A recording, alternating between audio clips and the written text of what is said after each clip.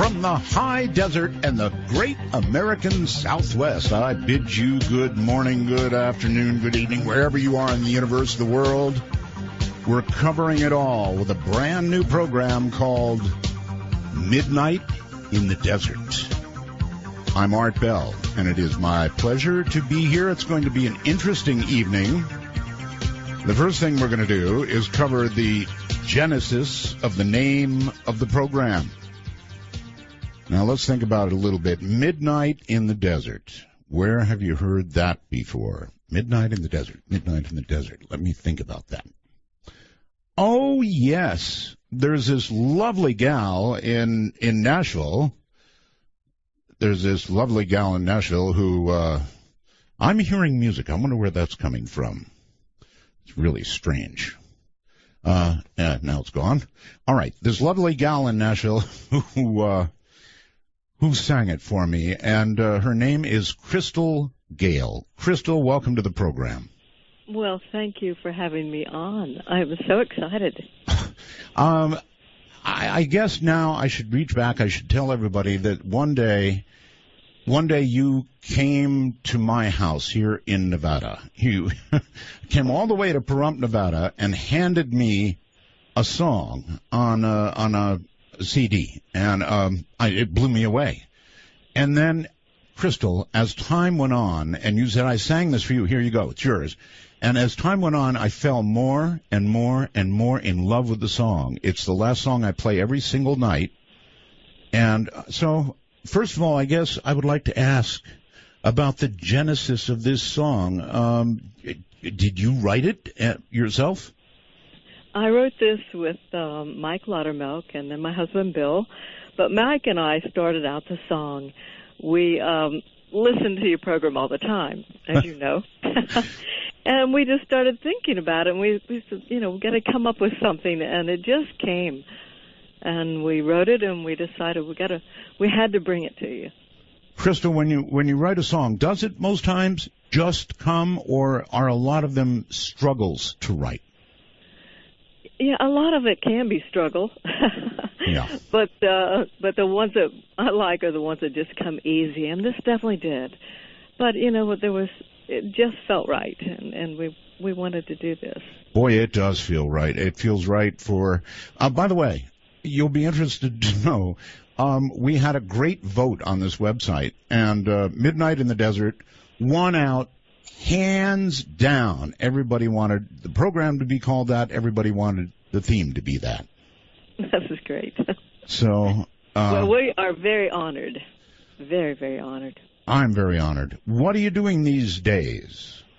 Well, we're still working out on the road, doing different concerts, and been in the studio working on a classic country album that's in the mixing process, and will be out soon, and just having fun. In my career, I've been all over the world, made so many wonderful friends, and love it. And I'm still making more. All right. I want an honest response here. When you go out on the road, man, you're really on the road. I mean, you're from spot to spot to spot to spot all over the country. Does that wear one down after a while? Definitely, it can wear you down real fast. Yeah, it just depends. When I was younger, definitely we could go day after day after day, and then you get a little older, and it was like, okay, let's slow this down. But once it's in your blood, you love it. I mean, we enjoy being out there, and as you know, my sister Loretta Lynn, I mean, she loves it. She's still out there singing, and it's just incredible. And I've got to say, we're going to be at her ranch on September 5th. We're the Van Leer girls. So really? My sister Peggy and Loretta and I will be all together there, and we have so much fun. How come so much talent gathers in one family? I don't know. I think my mother would sing. My father, I think he sang and played the guitar, but Mom had a twin sister that they'd sing around at socials, and it was a part of our upbringing. In Kentucky, everybody gathered on the porch, and, we didn't have the video machines and everything else. Oh, I know about Kentucky. I do. It's really laid back. There's so much beautiful farm country there, horses all over the place. It's gorgeous. It's a great place. A wonderful place. You know where I am, out here in the middle of cactus country. I love the desert. So, so you honestly really did. You used to listen to the show, huh? Oh, yes. Yes. That's incredible. I never know who's, just like you never know who's in the audience, I never know who's out there. That's right. Well, we listen, love it, and it inspired that song. Definitely. Somehow I can imagine you all listening as you're on a bus or on something going from, one gig to another. Definitely that. At home as well. It's, when you enjoy something, and I enjoy what you talk about, so all the interesting things. Well, when I played this, I'm married again. I played it for my wife, and she just absolutely fell in love with it. And then I told her that I actually met you, and I showed her your picture, and she about fell over. So I've got to ask you about your hair. You're world famous for your hair. There was some rumor or something, I don't know, I heard from somebody that you were at one time thinking of cutting it. No. I have been cutting it back some. It's not quite as long, but no. It's hard to get rid of something that's been with you as long as it has, so that's one thing. But, I do dream about having short hair, where I can just wash it and go. How hard is it? I mean, that's when I saw you, it was at your ankles. Now, I can't even imagine hair that long, but it's part of your trademark now, so I'm sure anybody connected with you is also saying, no, don't cut your hair, right? Some have said through the years, cut it, and some have said no. But I owe my long hair to my American Indian heritage. I'm Cherokee, and it just grows so fast. And I had no idea you had Cherokee. From 9 to 12 inches off a year. 9 to 12? Yeah, it just grows so fast. I don't know how long my hair would have been if I'd never trimmed it. In other words, you might be trailing it like a bridal thing. Yeah. When I started stepping on it, I said that's too long, so that's when I cut it back. So 9 to 12 is like how much it grows in a year? Yeah, I think the normal is like, for most people, I think is about 6 inches. But I started measuring my trimmings through the year, and it was from 9 to 12 inches. Well, it's absolutely gorgeous, and I think that's why when you appear somewhere, they frequently get television shots or, photo shots of you from the rear to show your hair. Yes, they have. Well, again, it is my distinct honor and pleasure to have the show named Midnight in the Desert. I'm in love with that song, and, if I weren't entangled, I'd be in love with you, too. No. Oh, man. All right, so I had to do that. I had to do that at the beginning of the program. There was just no two ways about it. What a wonderful lady. And I'm not kidding you when I say she got on an airplane, came all the way out here, came to my house, had lunch, and handed that to me and said, here, this is for you. And I listened to it once, and I said, oh, thank you so much. And, it kind of ended there for a little while. And then I started listening more and more and more to the song, and the more I heard it, the more I began to fall in love with it, really in love with it. So that's how this show became what it is. And the good people at Belgab, that's a website that kind of follows the show, voted this as what should be the name of the program. And so that's how it happened. That beautiful, talented lady is the reason. All right, I'm going to go through, I think, a couple of rules for the show because, and that's all we've got is a couple. Actually, maybe only one. The rule we have here is no bad language. No bad language. Now, tonight, we're welcoming a whole bunch of affiliates to the show. So be aware that you're not only on the Internet, but you're on broadcast radio as well. And I could go through a list, and I will at some point go through a list of all the affiliates. Those of you who have joined us, I say welcome. And again, the only rule I have is really no bad language. There's no need for it. You can say what you have to say without saying a bad word. You can be dramatic and have emphasis without saying a bad word, right?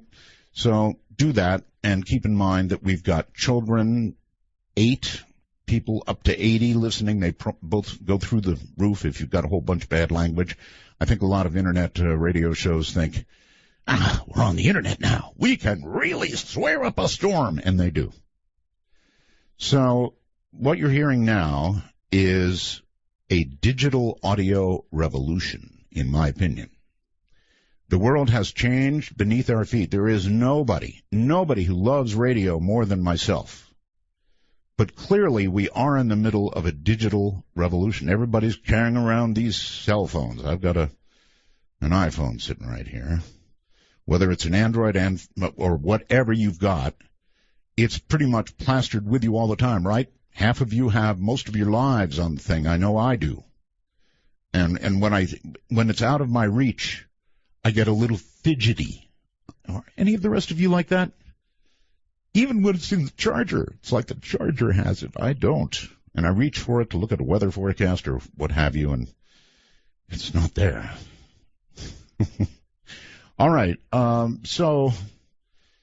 There is one other thing. There are many ways to call the show. We have a public number, which is area code 952-225-5278. That's 952-225-5278.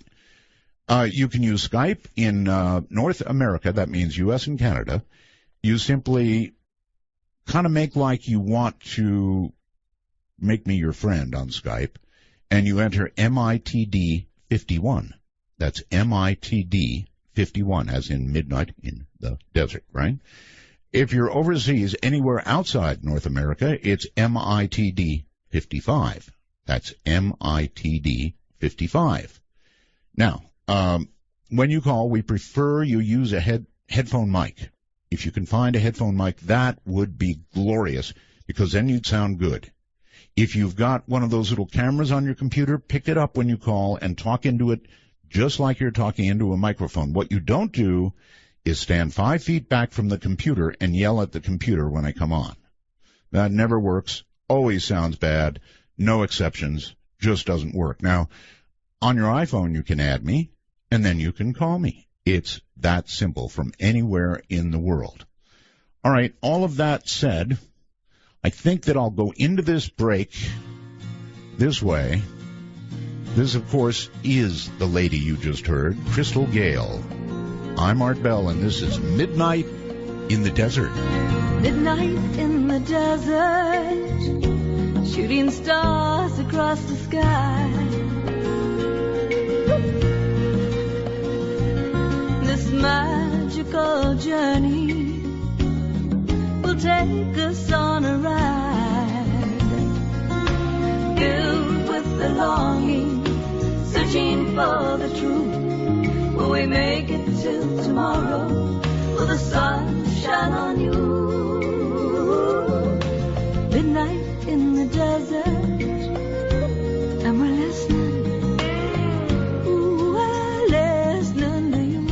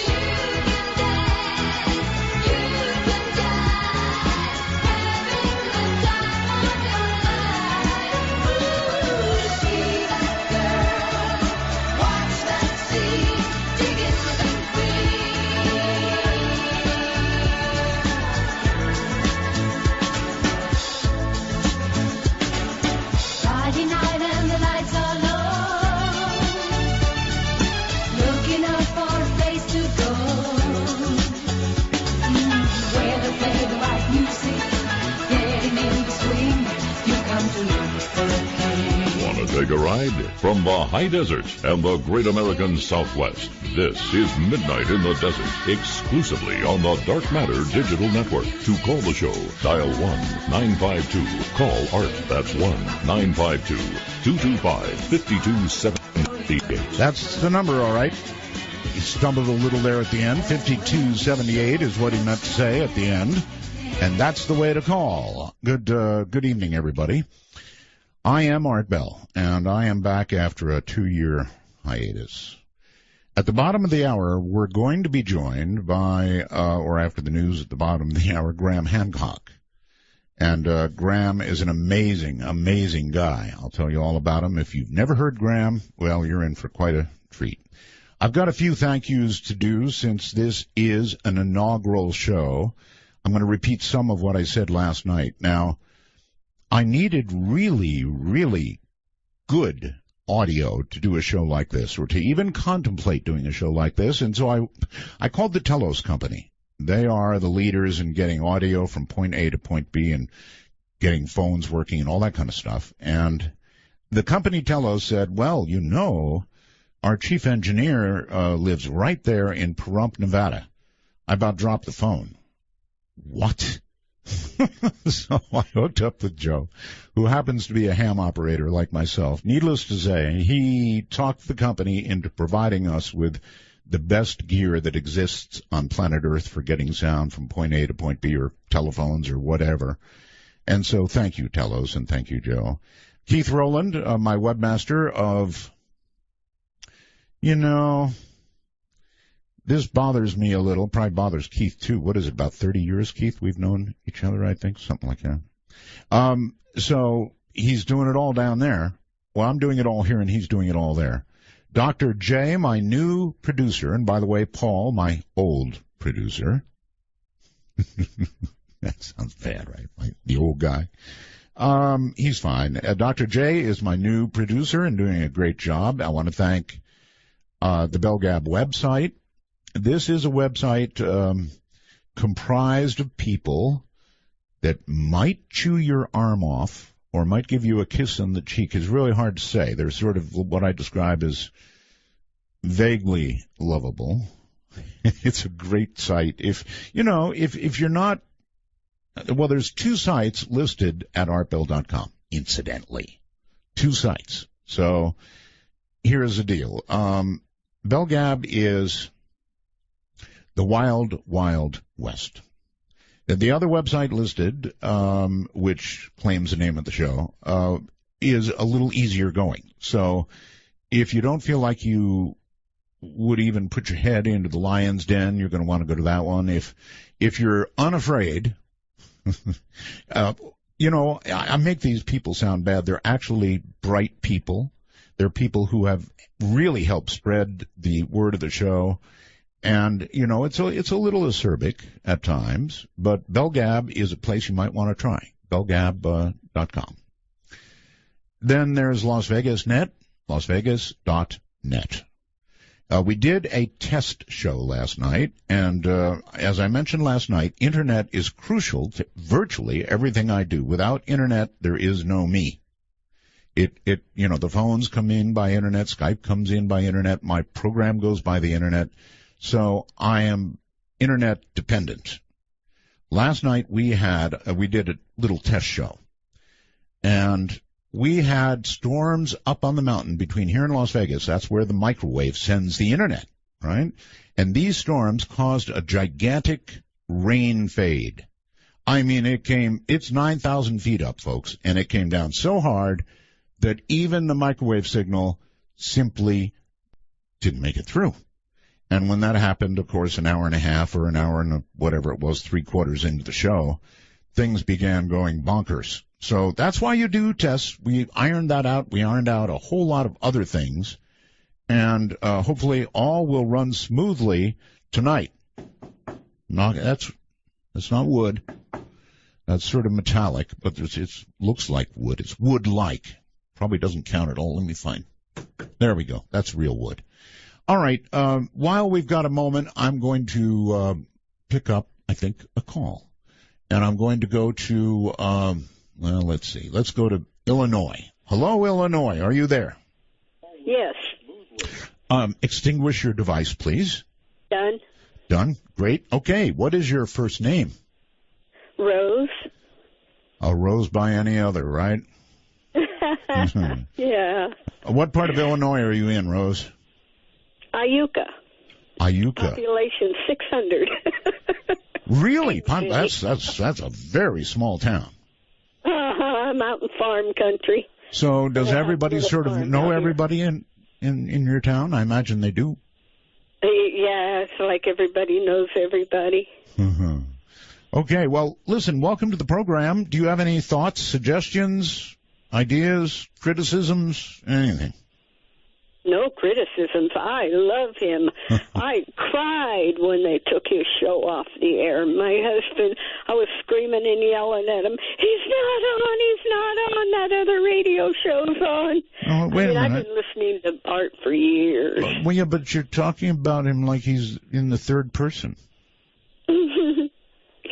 Well, he was gone for a little while, and I missed him very much. Well, he was, and he missed being here, too. But listen, just for the record, I'm Art. This is Art. Oh, my God! No, just Art. Oh, my God! I got through to you?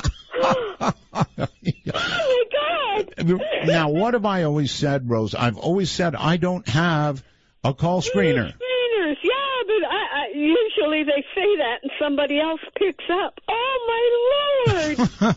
Rose, Oh, Art! Oh, Yes, my yes, God! yes. I love you, Oh, your thank you. family. I swear, the day that you signed off the air, I go, no, he's going to be back on. That other radio show was on. I screamed at my husband, he's not on! I sat down and cried. It was like somebody stabbed me in the heart with a knife. I've been listening to you for years. Rose, you know, you've really got to get a recording of this program. I hope you have joined as a time traveler. And a copy of it. If you're a time traveler, you can get a copy of the show because my husband paid for a subscription. There you go. There you go. Because you've got to hear your voice, Rose. You've got to hear your voice when you figured out it was me. I just can't believe it. Yes, you can Oh, believe my it. God. Oh, Art, I love you and your family and your daughters and your wife are just beautiful. Thank you. And so very much sorry about Mona. Oh, thank you. And, all right, so Rose, what would you like to hear on the show? I mean, what is almost your favorite topic? Well, I have two of them. One is what's going on with the Earth and the planets, how they're changing, and the volcanoes and the earthquakes. And the other one is UFOs, and I've seen one. Rose, let me first seen it. address the first thing you said. We now have, it'd be a great book title too, but I'm not going to write it. The Quickening, we have The Quickening on Steroids. The Quickening on Steroids. That's right, we do. All right, now briefly, you said you've seen a UFO. Welcome to the club. Tell me about it real quickly.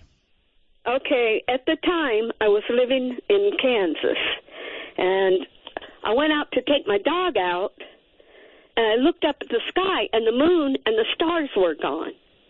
I ran back in the house, got my daughter, drug her out on the porch, and I hollered, look, look. And she looked up, and she goes, what? I says, where's the moon? Where's the stars? Right. And then my neighbors across the way, they came out of their house, and we were all pointing at the sky, and that thing was dead silent. Massive, so big, so huge. What about and the it shape? took off with a blink of an eye, All right, and but, no noise. Okay, but what about the shape? It was, it wasn't round like a saucer or nothing. It was kind of like an arrowhead shape. An arrowhead. Yeah, you know how an arrowhead is kind of shaped? Oh, sure. It was kind of something like that. And it was just the whole bottom of it was pitch black Right. until it took off. And then multicolored lights were all at the bottom. Multicolored lights at the bottom. So it isn't like not like it was on a rainbow firing itself off on a rainbow or something. No, it was like when the thing powered up and took off, there were like these multicolored lights. And my daughter, speechless, I grabbed her and I was shaking her, trying to snap her out of it because she was terrified. Whew. All she was saying was, duh, duh, duh, duh, and pointing at it. Really? Yeah. So me, some of my neighbors, and then shortly after that, we moved here. Rose, is there anything that makes you think that it was, from somewhere else? Well, I don't think we have anything. I mean, this is a huge trailer park that I was living in. Right. We got nothing that big. Nothing. Was it silent? Dead silent. Not a sound. Dead silent. That's true. I mean, yeah, no noise of any kind. All right, Rose, I gotta go. Okay. I'm out of time. Bless your heart. Thank you. Back, Art. Thank you. Take care, Rose. Wow. That was a call to remember. You're listening to Midnight in the Desert. I'm Art Bell, and we're going to have fun.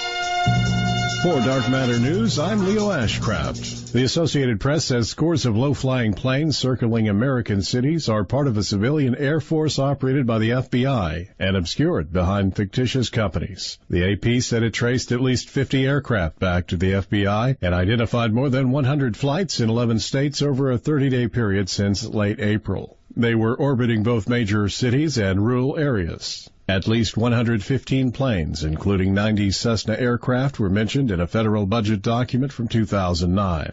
For decades, the planes have provided support to FBI surveillance operations on the ground, but now the aircraft are equipped with high-tech cameras and, in rare circumstances, technology capable of tracking thousands of cell phones, raising questions about how these surveillance flights affect Americans' privacy. The FBI says the planes are not equipped or used for bulk collection activities or mass surveillance. They say the surveillance equipment is used for ongoing investigations, but generally without a judge's approval.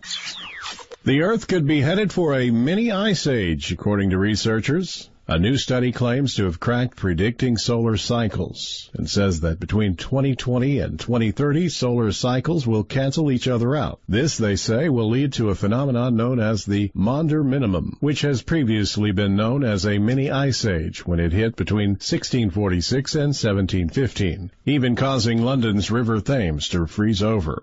The new model of the sun's solar cycle is producing unprecedentedly accurate predictions of irregularities within the sun's 11-year heartbeat. It draws on dynamo effects in two layers of the sun, one close to the surface and one deep within its convection zone. Predictions from the model suggest that solar activity will fall by 60% during the 2030s to conditions last seen during the mini ice age that began in 1645.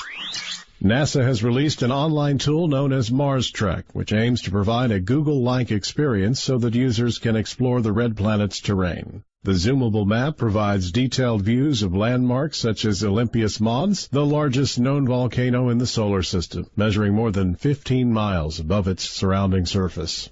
Other notable features on the map include Valles Marineris, a canyon that runs across 1/4 of Mars' surface and measures about 90 miles wide. Across the map, gigantic rift valleys fracture the surface over vast distances. Huge outflow channels tell the stories of floods in Mars' distant past when water flowed across its surface. Studying these landforms reveals how Mars' environment has gone through tremendous changes over time and helps us understand how life might have possibly survived there to the present. The tool also provides users with the option of using a 3D view, which rotates the red planet to reveal its north and south poles.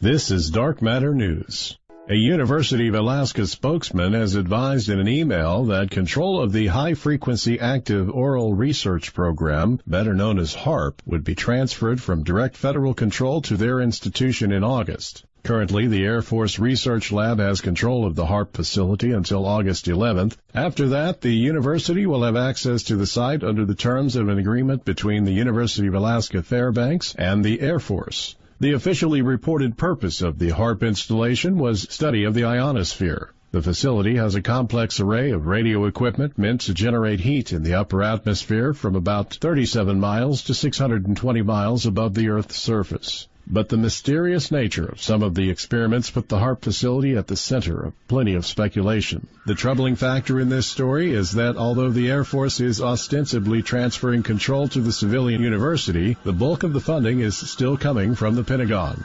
For Dark Matter News, I'm Leo Ashcraft.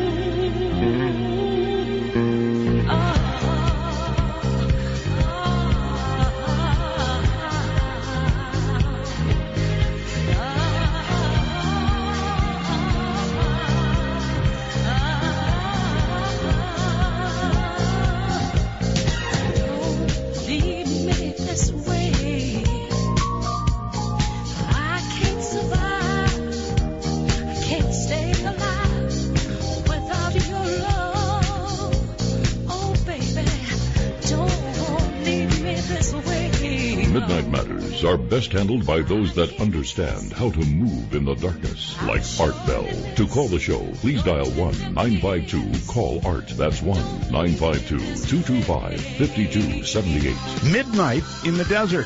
It's a brand new program, everybody. And I'm so very glad to be here. I can't even begin to tell you how glad I am to be here. It's been a long 2-year wait. And it's been a long 2-year wait for Graham Hancock, too. Graham Hancock is a British writer. He's a journalist. He specializes in very unconventional theories involving ancient civilizations. You don't think we were the first, do you? Stone monuments, megaliths, altered states of consciousness. That's a favorite of mine. In more ways than one.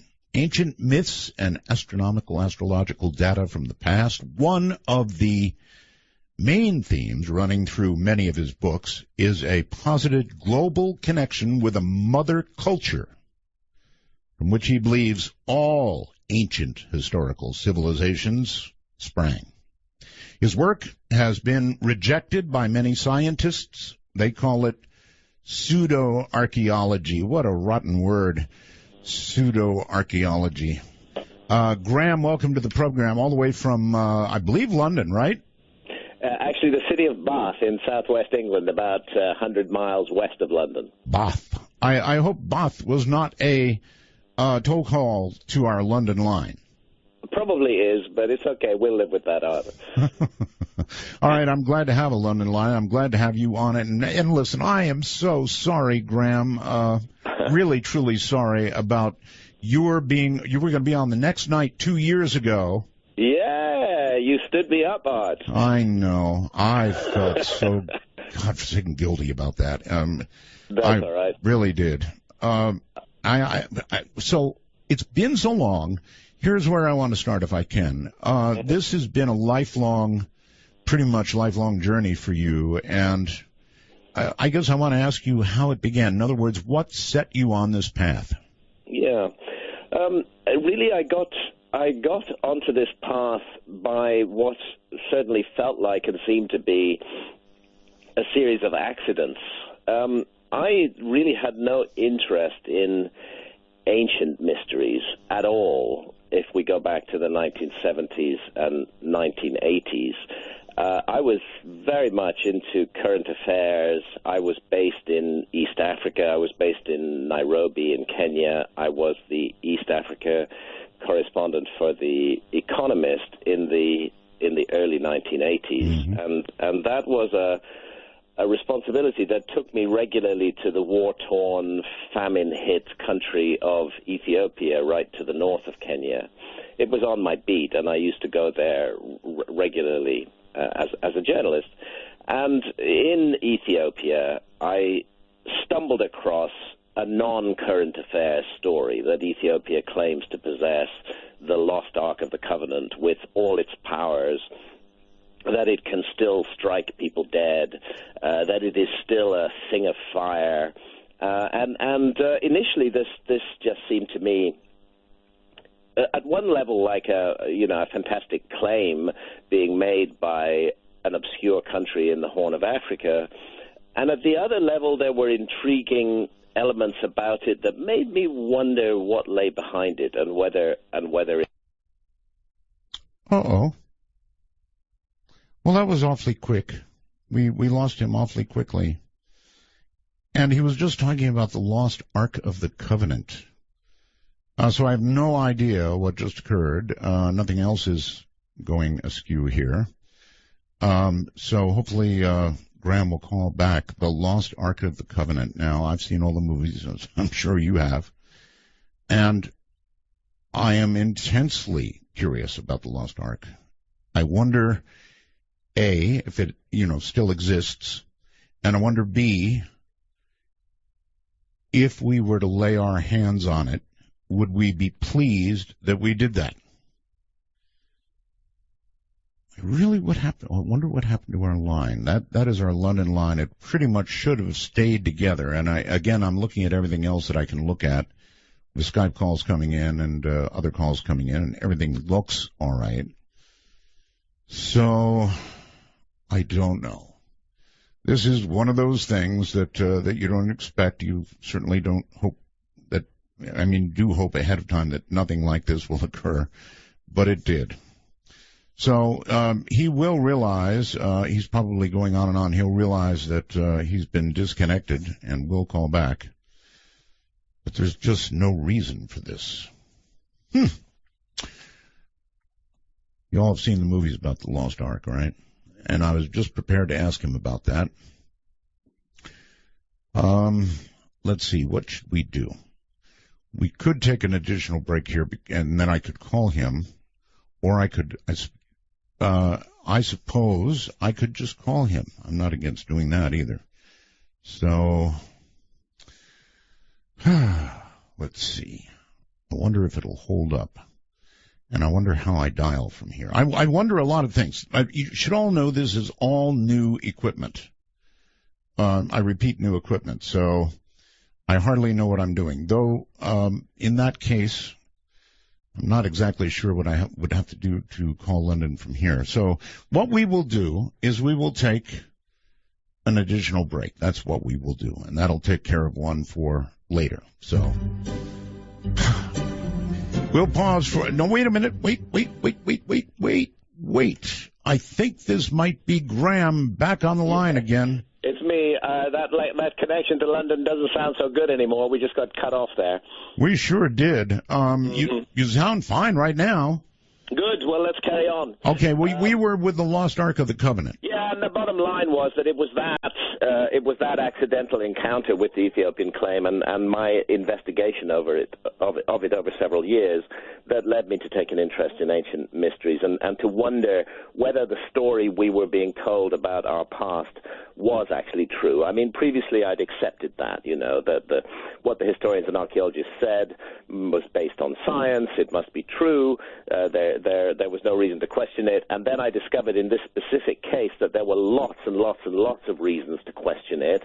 And then I thought, well, if that's the case here in this subject, which I've now thoroughly investigated and found that archaeologists are missing a trick on, maybe it's true in other areas of the past as well. And that ultimately led me to my next book, and certainly my best-known book, which was Fingerprints of the Gods, published in 1995. All right, let me back up just a little bit. I can't leave the Lost Ark just yet. Sure. Is it your view, Graham, that the Lost Ark still exists somewhere in the world? Yes, absolutely. And if Ethiopia doesn't have the whole thing, it's certainly got a large piece of it. There are some indications that it got broken or damaged during the last couple of thousand years. And according to my reconstruction, it's been in Ethiopia since about 400 years before Christ. Now, this is a controversial claim, but all the dots join up, and you know, there's extraordinary backup to what the Ethiopians are saying, and the role that the Ark of the Covenant plays in their culture is really extremely puzzling. I mean, this is the only culture in the world which has a living tradition of actually worship of the Ark of the Covenant. Everywhere else, it's a forgotten relic.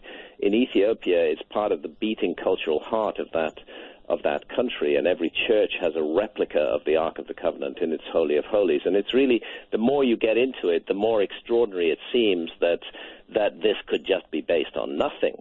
There's something going on, and it's intimately connected to the story of the Ethiopian Jews. You know, this is a story that has been not well enough told in the world, the realization that there is an ancient Jewish community in Ethiopia which has roots that go back deep into Old Testament times. And these Ethiopian Jews, who call themselves Beta Israel, which means House of Israel, they're often referred to by outsiders as the Falashas. The vast majority of them have now been moved to Israel during the crisis of the civil war in Ethiopia in 1991. The Israelis mounted a rescue mission and took most of the Ethiopian Jews out of the country.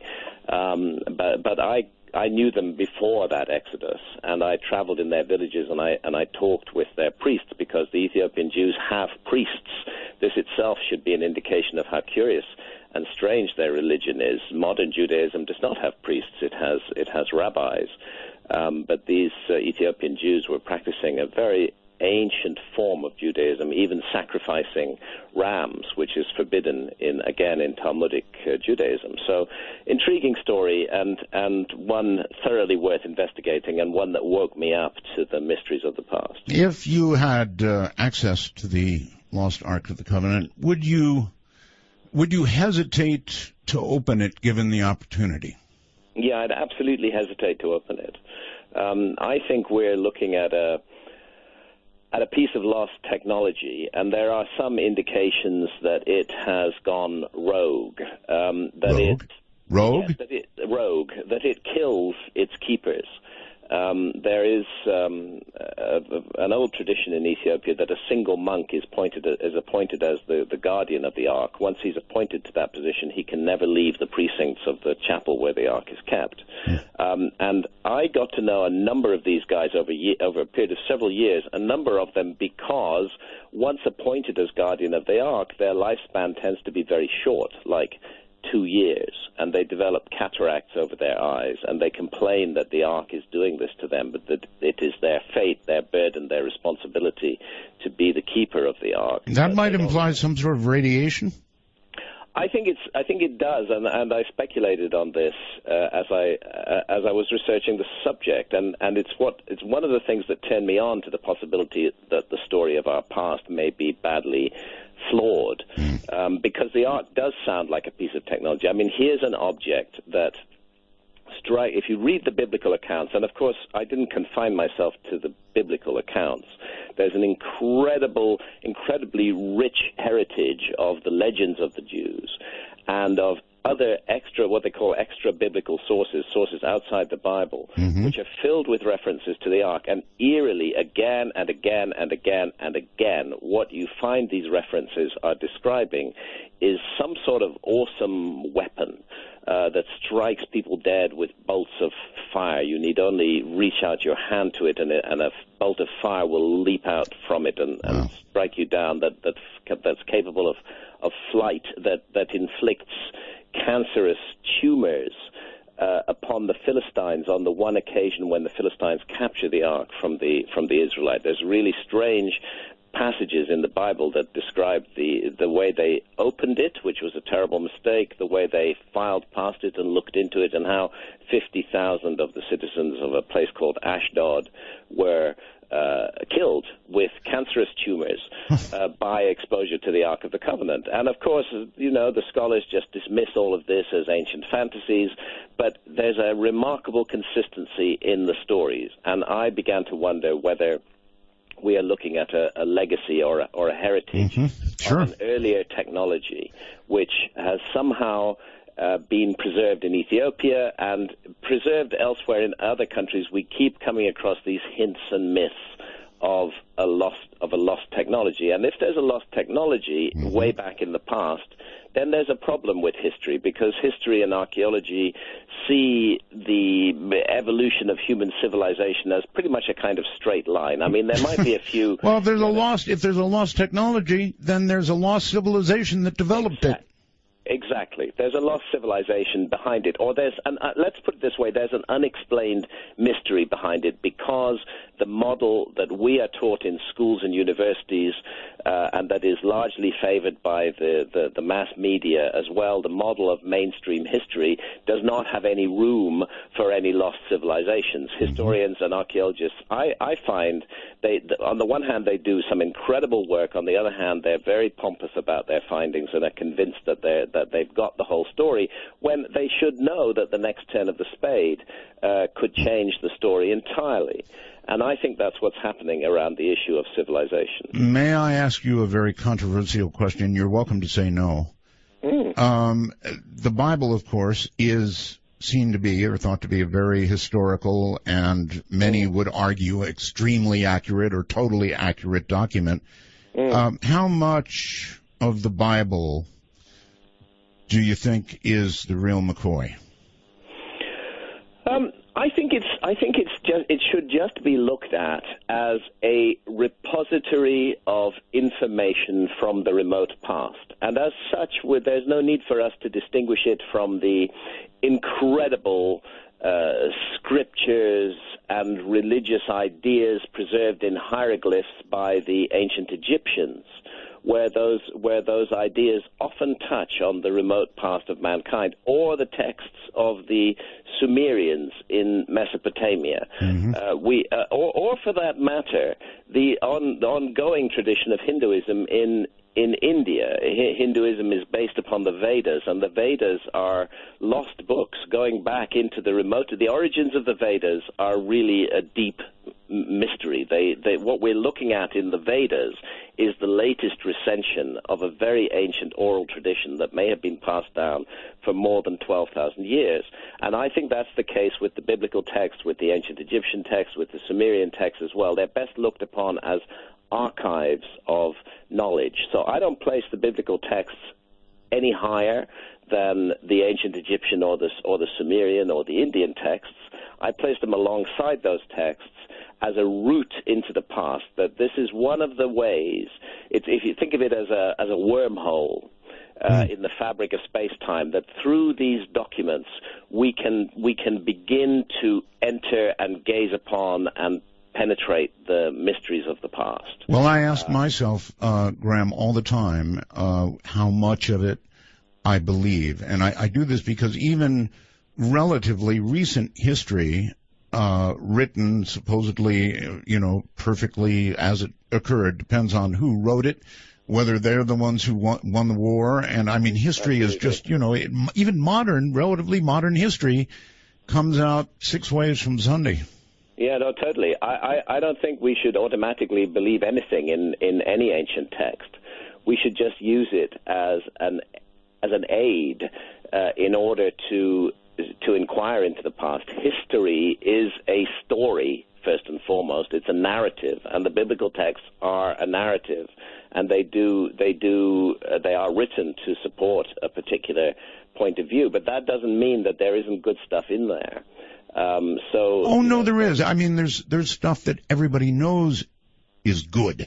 You know, that human beings, I think, just know as a natural matter of being a human being the right and wrong way to treat somebody else, for example. So a lot of it is that kind of common sense, and you can believe it. Yeah, well, the ethical stuff, you know, is an aspect of all ancient texts. No harm in listening to that. But Graham, I want to know: did the miracles really occur? Did the sea really part? All of that, I want to know, and we all do. Yeah, I think that what is being captured in some of these accounts, again, it comes back to this issue of a technology that we don't understand. The faint hints and traces of some system of manipulating physical matter, which is not the system that we use today, and which appears to be miraculous, but is in fact an ancient science. I think that to me that's what it all comes down to in the end, that we're dealing with the fingerprints of an ancient science, and that this science goes back to a civilization before recorded history began. Now, I have to say that at the root of it all is mystery, not history. Oh, yeah. And when we seek to explain this, we should keep an open mind to all possibilities. Another possibility that many people like is the ancient astronaut. All right, hold it right there. We're at a break point, and we'll be right back with Graham Hancock. I'm Art Bell.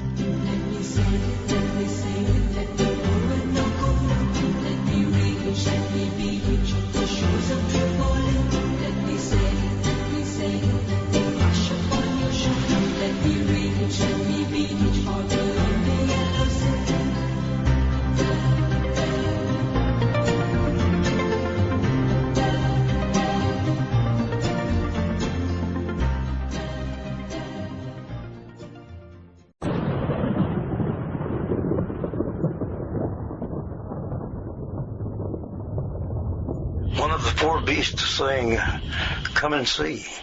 And I saw, and behold, a white horse.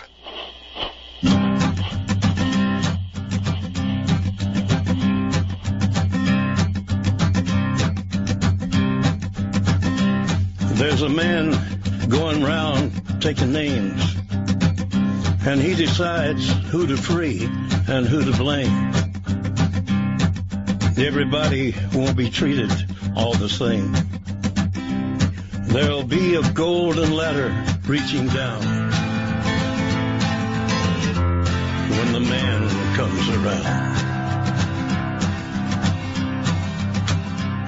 The hairs on your arm will stand up at the terror in each sip and in each sup. Will you partake of that last offered cup, or disappear into the potter's ground? To reach Midnight in the Desert via Skype worldwide, if on a computer, please be sure to use a headphone mic and call MITD 51. That's MITD 51. Oh, this just seemed the exact right time for this song. I fell in love with this song, and I don't know, somehow discussions of the Bible, Lost Ark of the Covenant, all of it with Graham Hancock, and it seemed just the right time for that song. Graham, welcome back. Thank you. Your new book, by the way, is Magicians of the Gods, right?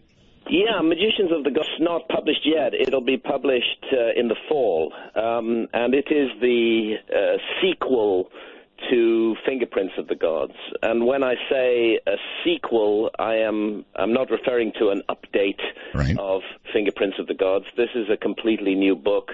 20 years have passed since I published Fingerprints of the Gods, and there have been enormous developments in the world since then, both in the field of archaeology and in the field of understanding what happened to the Earth between 12,800 and 11,600 years ago, which is the period I've always focused on. In the book, I'm sorry to interrupt, in the book, you suggest that a giant comet may have hit the Earth about 12,800 years ago. Is that correct? Yeah, that's right, and that's not my suggestion. What I'm doing there is picking up on really extraordinary discoveries in science that have taken place in really since 2007. This is all very new information. We have a group of around 30 scientists from all around the world, from major universities and research institutes, who've been looking at what they call impact proxies.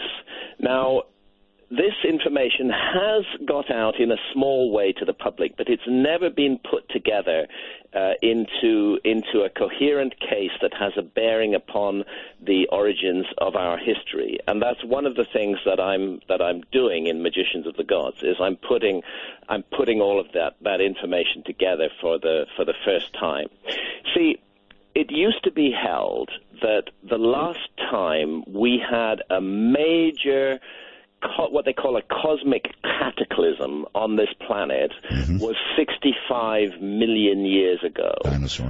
Dinosaurs, what they call the KT event, when what is calculated to be an asteroid about 10 kilometers in diameter smacked into the Earth in the Gulf of Mexico, created a global firestorm, destabilized the crust of the Earth, sent huge plumes of volcanic smoke rising into the upper atmosphere, changed the climate completely, and in the process rendered extinct the dinosaurs that had been the masters of our planet for, hundreds of millions of years before that. Now, the view of science was that impacts on this scale, what you call extinction level events, are very rare, that they happen approximately once every 100 million years. Although how anybody could seriously expect the universe to be as predictable as that, I cannot imagine. Like every 100 million years, the alarm clock rings. Yes. But this was the view, and that while it is known that the Earth is in the path of small objects, meteorites, that they enter our skies all the time, little shooting stars, they light up, they're very pretty to look at. We don't feel endangered by these. They're the size of a speck of dust, and they're not going to do any harm to the Earth.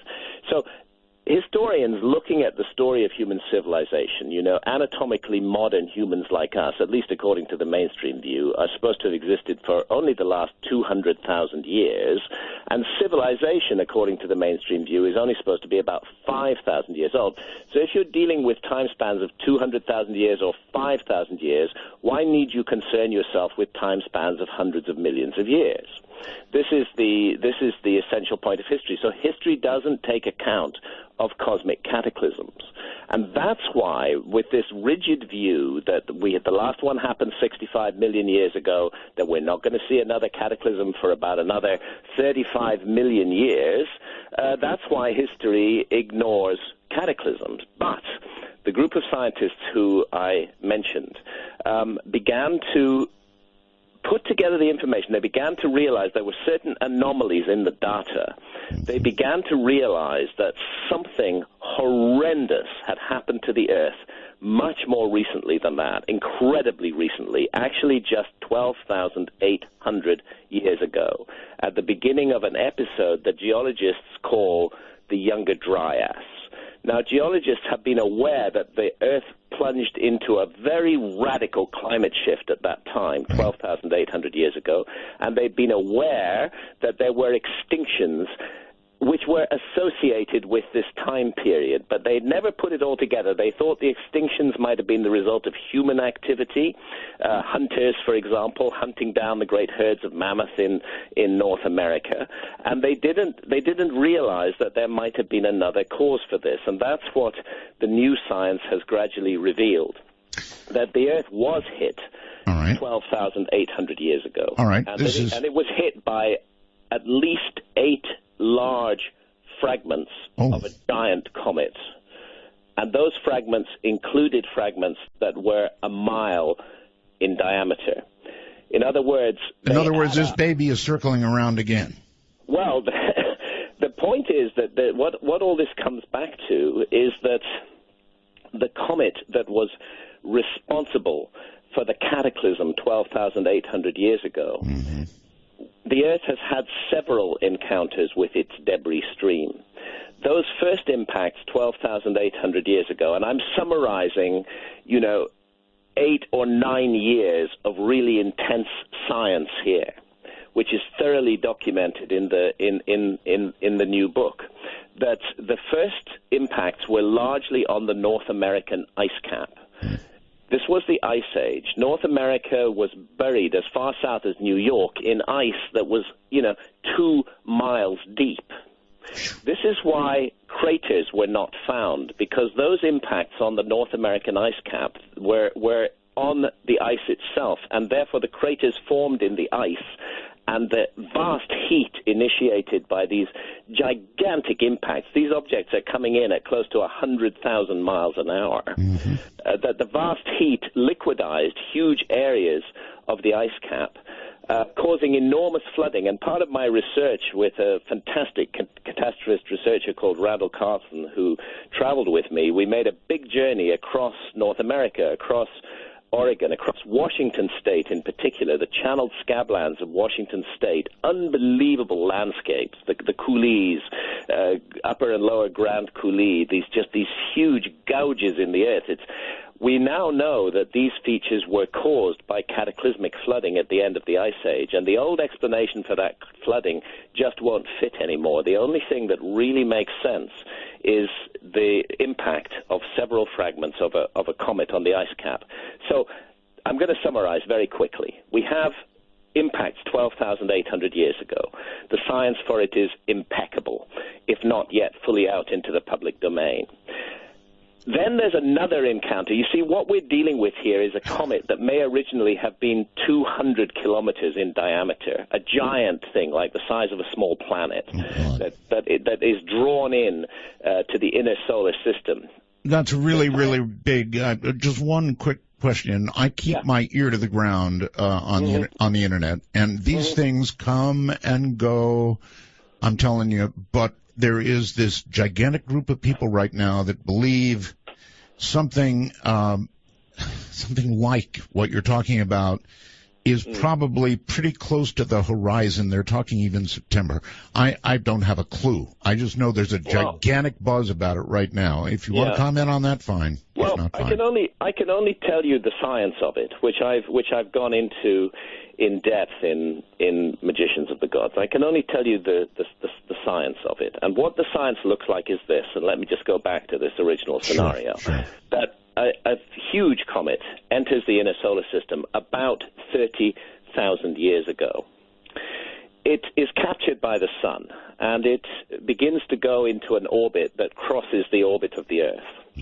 It's subjected to all kinds of gravitational pulls. Comets are not as massively solid as asteroids. Comets are huge amounts of rock bound together with ice. And what happens with these gravitational pulls and the passage of time is that this giant comet begins to break up into fragments. Some of those fragments might be 20 miles across. Others might be the size of your fist. And it begins to form a debris stream. Imagine a huge donut spread around the solar system. That's the debris stream of this comet. And in it, there's lots of small stuff, which isn't dangerous, and there's a lot of large stuff, which is hideously dangerous. 12,800 years ago, we are hit by about 8 large fragments of this comet, with the epicenter of the cataclysm on the North American ice cap, and continent-wide wildfires across North America, and the massive extinction of what are called the megafauna, the large animal species of that time. World climate changes. Huge amounts of ice water from the ice cap have been released into the ocean. This interrupts the Gulf Stream, and it causes a radical fall of world climate, and we go into a deep freeze that lasts 1,200 years. Actually, I believe Britain would be some of the first to go, wouldn't it? One of the first to go. If those ocean currents change, you guys are going to freeze. Yes, of course. Of course, the Gulf. Many people don't realize what a huge role the oceans play in maintaining the stability of climate.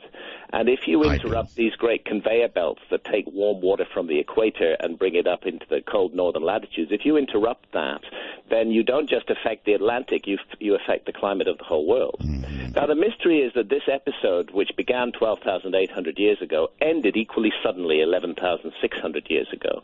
And the answer to this mystery appears to be that more fragments of that comet hit the Earth, that we crossed the debris stream again 11,600 years ago. This time the impacts were in oceans, most likely the Pacific Ocean, biggest ocean on the planet. Tsunamis?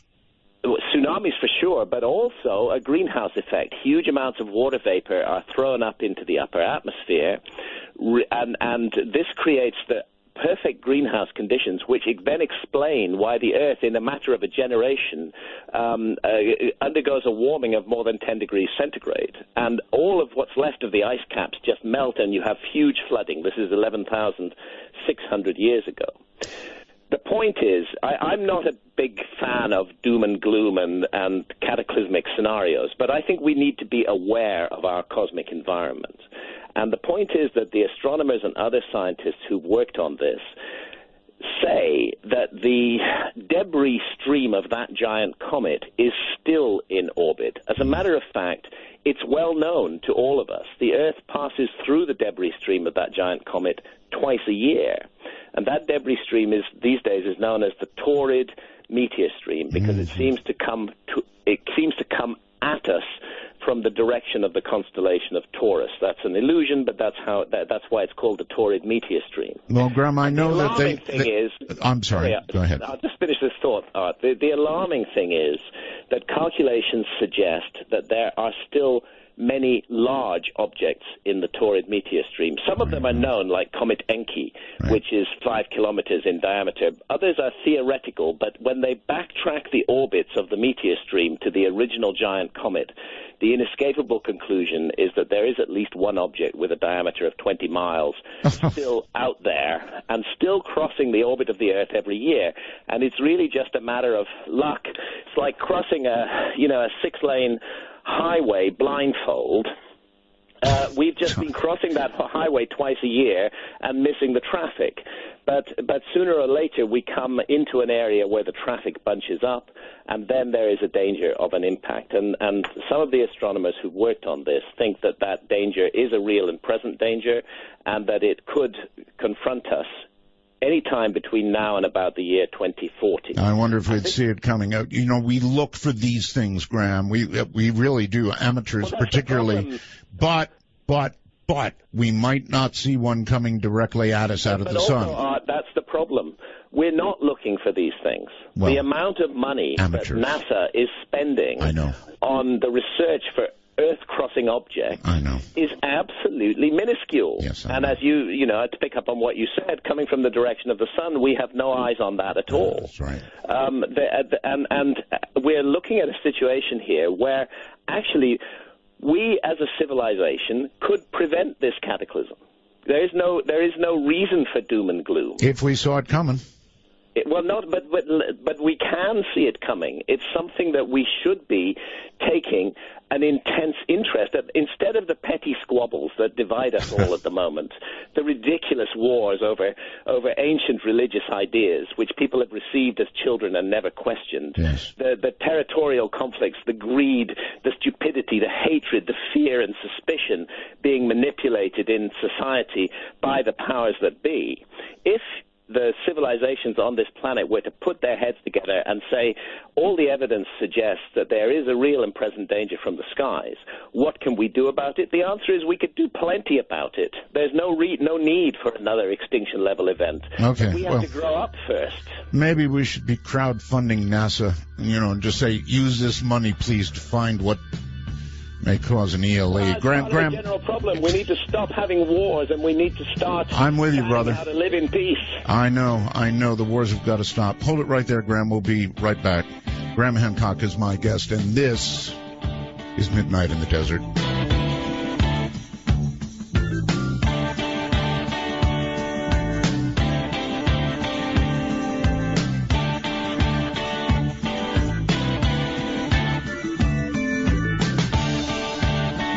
And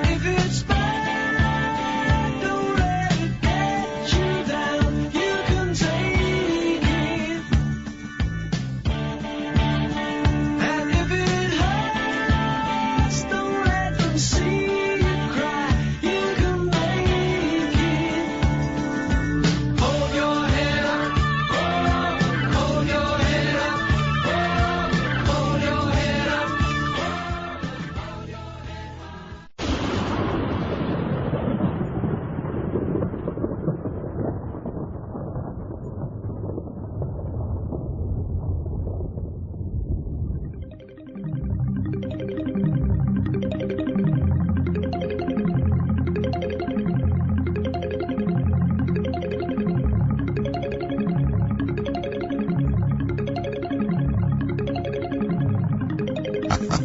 That should jog a few memories, huh?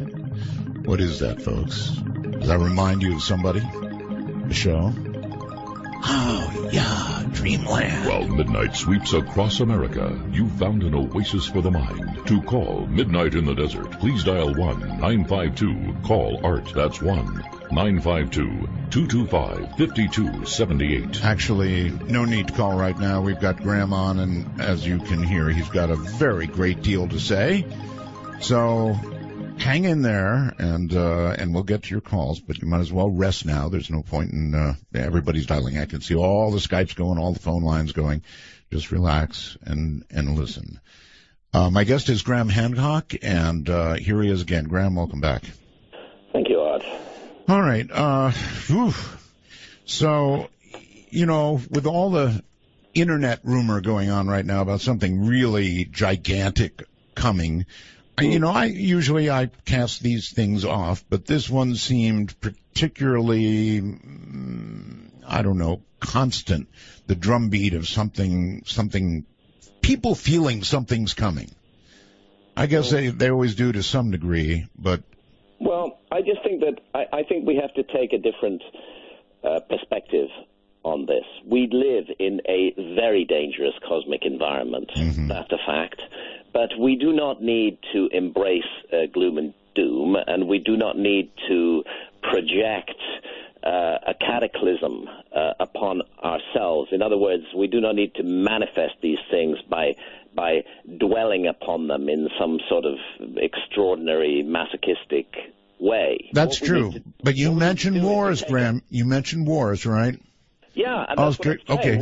We need to take a practical position to living in a dangerous cosmic environment, especially when the scientific evidence, never mind about the cultic evidence all over the internet, when the scientific evidence points to a possible encounter with more fragments of the same giant comet that devastated the Earth 12,800 years ago, we need to take a practical view of this. Can we do something about this? And the answer is yes, absolutely, we can do something about it if we'll focus attention on it. And that's where I come to this issue of human behavior right now, because the world is full of hatred and fear and suspicion. That's exactly where I was going, Graham. I was going to ask you, and this is a really, really critical, very important question.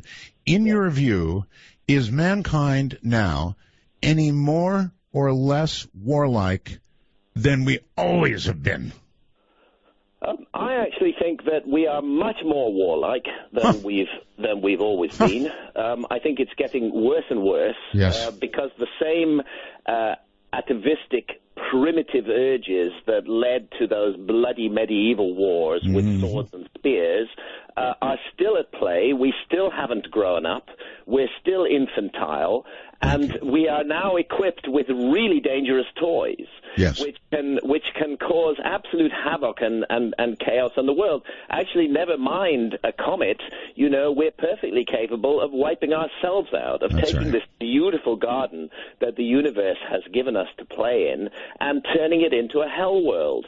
And we're in the process of doing that. And I can't help feeling that there are powers at work which are manipulating us to think in this way, which are pressing those primitive buttons in our deep reptilian brain and not allowing us to begin to think clearly and openly. If we thought clearly and openly, we wouldn't have a single nuclear weapon on this planet.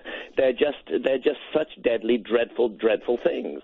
But, we do. If we thought clearly and openly, we wouldn't be allowing the destruction of the Amazon rainforest. Mm-hmm. Obviously, our society is just, a little bit insane, absolutely crazy, and behaving in a psychotic manner. And then, looming on the horizon, is the danger of cosmic cataclysm. And that's a danger if we were to pool our resources, if we were to work together, if we were to stop hating and fearing each other and actually realize that we are one human race, one family, all brothers and sisters, all with the same hopes, all with the same fears. We don't need to fight each other. If we could take that line, then we could look at the challenges that face humanity, amongst which is the challenge of a dangerous cosmic environment, and we could do something about it. We could use our brilliant science for positive rather than negative ends. Any idea, Graham, how we create that change in humanity? I think that there is a change of consciousness underway. I am very aware of this. It comes. The internet is the key factor. It's the internet is an instrument for liberation. Dark forces are seeking to control it and to limit its liberating powers. But what the internet is doing is it's joining people all around the world into communities of ideas, not communities based on skin color or the religious belief that we happen to have been born with or of our ethnic roots. Well, okay, that's the upside of the internet. But to do with the communication of ideas. Now, I realize lots of negative things are happening on the internet as well, but this ability for people all around the world to communicate with one another instantly, to share ideas, and to expand those ideas is a great instrument for awakening. And I see that awakening taking place all around the world, and I see it particularly in the youth. It's small still. It's a small flickering flame, but it's growing. And, we reach a point of critical mass, perhaps sooner than the big corporations any longer. We're going to take matters into our own hands and make a better world. And I think that's coming. I feel very optimistic for that. Well, I'm not as much of an optimist as you are, and while what you point out about the internet is certainly true, it is also teaching teenagers or encouraging them to, become radicalized, do something awful here, and or go to Syria and join up with the bad guys. Yeah, well, we have some bad guys on our side too. If we're going to think in those terms. Oh, no, we do. I agree. I really don't want to think of myself as a member of a particular nation, I'm not, by the way, when I say that, I instantly realize there's a button that gets pressed. I am not in favor of one world government, okay? I am not in favor of any bloody government. I hate government is an old phase of human activity. Our next phase is going to have a much smaller role for government. So when I say that I don't see the point of nationalism, I don't see why I should automatically owe allegiance to somebody else just because they happen to be born on the same piece of land as me. I'm not arguing for one world government. Mm-hmm. I'm arguing for an awakening of the human species where we realize for the first time our full potential instead of allowing it to be harnessed and channeled and narrowed down by sectarian interests, which include, of course, death cults like ISIS. Yes, I can't bear the fact that hideous death cult has stolen the name of an ancient Egyptian goddess. It's appalling. But it is a death cult, and yes, it's using the internet. But many forces for love are also at work on the internet. So we have both sides. Very quickly, you don't want a one-world government. You don't want really any government at all. What would you... As little as possible. Yeah, we have such little time here. What would you have? I don't know. I just know that what we've got now is really bad, and it isn't serving the human race anymore. I don't think to recognize that we have to create a roadmap for the future. I think it's enough to say what we've got now is a broken model. It doesn't work anymore.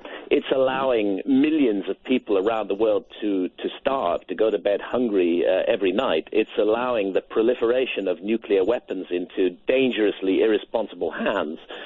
It's allowing pollution on a gigantic scale to eat away at the lifeblood of the planet.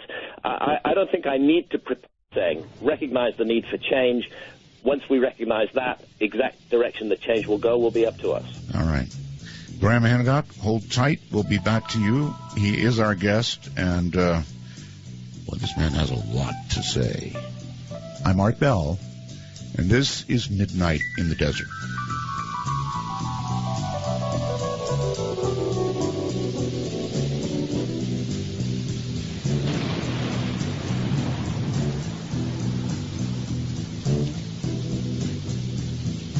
Riders on the storm, riders on the storm, into this house we're born, into this world we're thrown, like a dog without a bone, and actor out alone, riders on the storm, there's a killer on the road. For Dark Matter News, I'm Leo Ashcraft. The owner of Jordan Lobster Farms said he can't bear to sell or cook a massive lobster that is nearly a century old. The crustacean is so big, employees are surprised by it, and customers would rather take pictures with it than eat it. I've heard of these enormous lobsters, but I've never seen one, so it's a real treat. It's humongous. That one, you have to kind of use your whole body weight to just lift it up, so that was crazy. While it's difficult to tell a lobster's exact age, based on its weight and size, fishermen say this one is roughly 95 years old. Experts say lobsters at the deepest part of the ocean often live to be a century old. Owner Stephen Jordan is no stranger to large lobsters. Restaurant owners and diners routinely come to his wholesale and retail business for ones that weigh 5 to 10 pounds. But this one officially weighs in at a whopping 23 pounds. We received it yesterday morning from one of our fishermen, John Price, who's in the Bay of Fundy. And he shipped it in. He didn't even tell us. He told us to look in the crate. We opened it up. And it was like, whoa. Jordan said it's been about a decade since he's seen a lobster this big. He plans to donate it to the Long Island Aquarium. It's almost like a dinosaur, you know. You don't want to, you like to see it continue on, and I think they would take good care of it. I think it's a nice thing for him to do, that the kids get to see it. It's more cool to watch it and look at it than eat it. The new movie Selfless, released this month, is a provocative psychological science fiction thriller. An extremely wealthy man dying from cancer undergoes a radical medical procedure that transfers his consciousness into the body of a healthy young man. It will take a few days, but it gets easier. How's that new body smell? Death has some side effects. Consciousness has been defined as individual awareness of your unique thoughts, memories, feelings, sensations, and environment. Your own unique consciousness lives in a series of brain cells or neurons, which, when fired in certain patterns, cause you to recall memories and emotions, even smells and sounds. A study conducted at UCLA by lead researcher Martin Monti used MRI scans to study how the flow of information in the brains of 12 healthy volunteers changed as they lost consciousness under anesthesia with propofol. They concluded that consciousness does not live in a particular place in the brain, but rather arises from the mode in which billions of neurons communicate with one another. So will it ever be possible to accurately map an individual's intricate and totally unique consciousness and upload it into another mind? According to ASAP Science, the short answer is yes. It will become possible one day. Scientists continue to research this field and have begun to locate the true storage location of consciousness within our brains. This is Dark Matter News. Researchers have discovered the world's oldest fossilized sperm. According to the new study, the cells date back some 50 million years. The sperm fragments were found entrapped in the wall of a fossilized worm cocoon in Antarctica. Sperm cells are rarely found in fossil record as they tend to be short-lived and have delicate structures that don't fossilize well. The research team from Sweden, Italy, and Argentina used a scanning electron microscope to look at the specimen's surface, which revealed the presence of the sperm cell fragments from a 50-million-year-old Clitolata. Researchers suggest that the sperm fragments are similar to that of a group of leech-like worms found on the shells of modern crayfish in the northern hemisphere, where they feed on dead organic matter. Further studies on the cocoon could reveal a great deal of information, which has been overlooked by paleontologists who tend to focus on relatively hard structures, like bones and shells. For Dark Matter News, I'm Leo Ashcraft.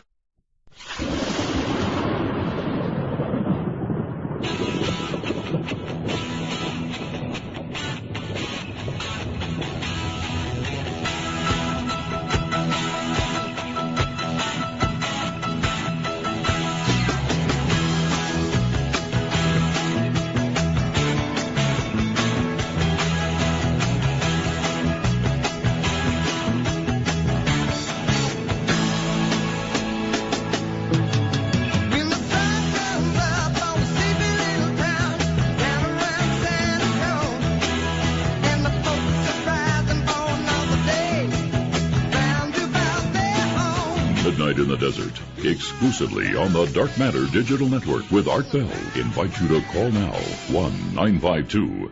Art, that's 1-952-225-5278. Okay, that is the number, but actually we don't invite you to call just yet. So relax, sit down, relax, enjoy Graham Hancock. We're we have clear sailing all the way to the top of the hour. Graham, we're back on. Welcome. Thank you, Art. All right. Yes, there's so much to talk about, There is, yeah. And such a lot. Well, I'm just brimming with this stuff at the moment, because I spent the last 3 years working on this new book, gathering the evidence, putting it together. I try to make complex data as accessible as possible, to open this up in a way that anybody can follow and understand. And in the process, I have to understand that data myself and really get on top of it. I think that's maybe the advantage of being a journalist rather than a scientist. I don't claim to be a scientist, and when the archaeologists call me a pseudo-archaeologist, I have to laugh, because I don't claim to be an archaeologist, and I don't want to be an archaeologist. I want to be an independent mind who's looking at the past. So for 3 years, I've been working on Magicians of the Gods. The book is now finished. It's at press. It's going to be published in Britain on the 10th of September. It's going to be published in America on the 10th of November. And if I can just do a little commercial, if anybody is interested, just go to my website, grahamhancock.com, and it'll immediately take you to a page where you can learn more about Magicians of the Gods. You can do as much commercial as you want, no problem. So what are people going to say about this book? Are they going to say it's... I don't know. I honestly have no idea. When I published Fingerprints of the Gods in 1995, I had no idea then what sort of storm was about to break over my head. I was really quite innocent and naive in this field. I had no idea how many toes I would be treading on, or how savage would be the reaction that followed. Well, how savage for magicians? You might as well make your prediction now. Well, I suspect it's going to be pretty tough, so I'm having to brace myself for that. I'm like anybody else. I don't want to be hated. It's nice to be liked.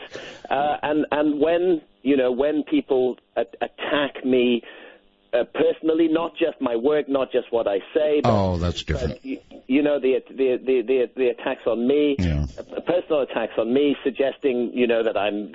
I mean, there's just all kinds of ways that the debunking industry, those of us who are working in the field of alternative history and alternative science, are constantly subjected to this barrage of debunking.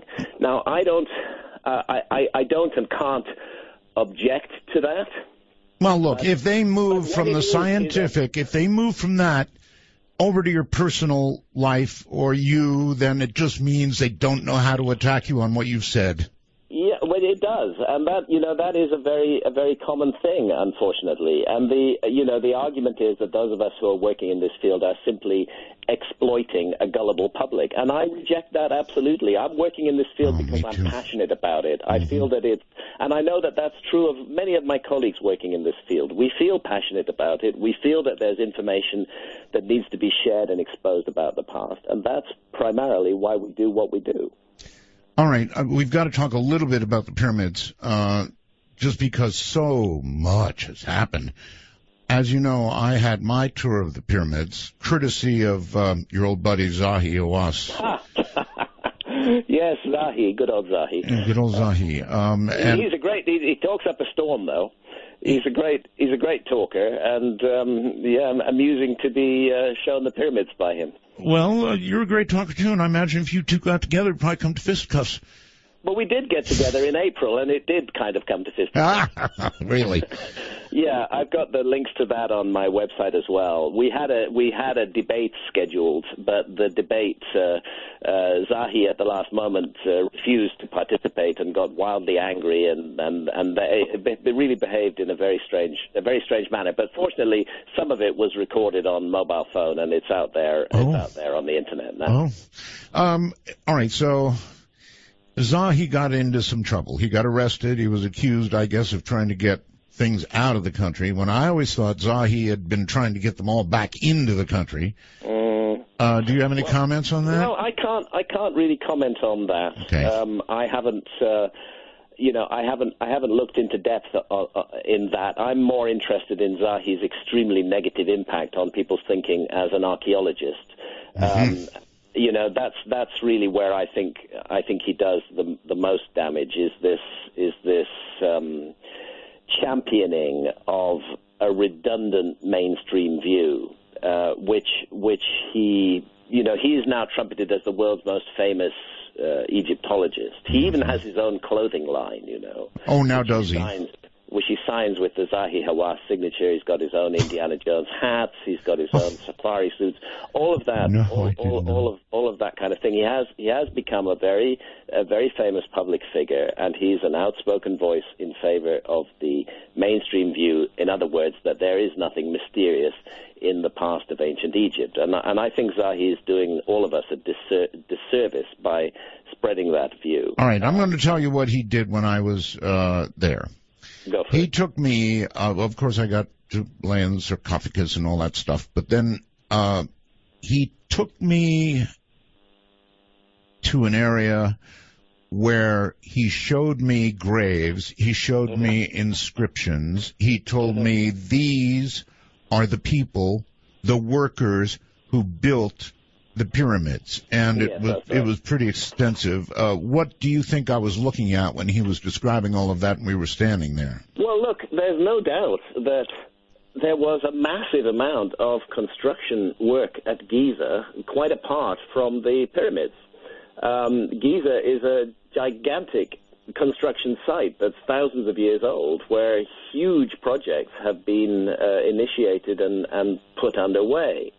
So certainly there will be workers' villages there. Certainly there were workforces there. Certainly we can find traces of those workforces.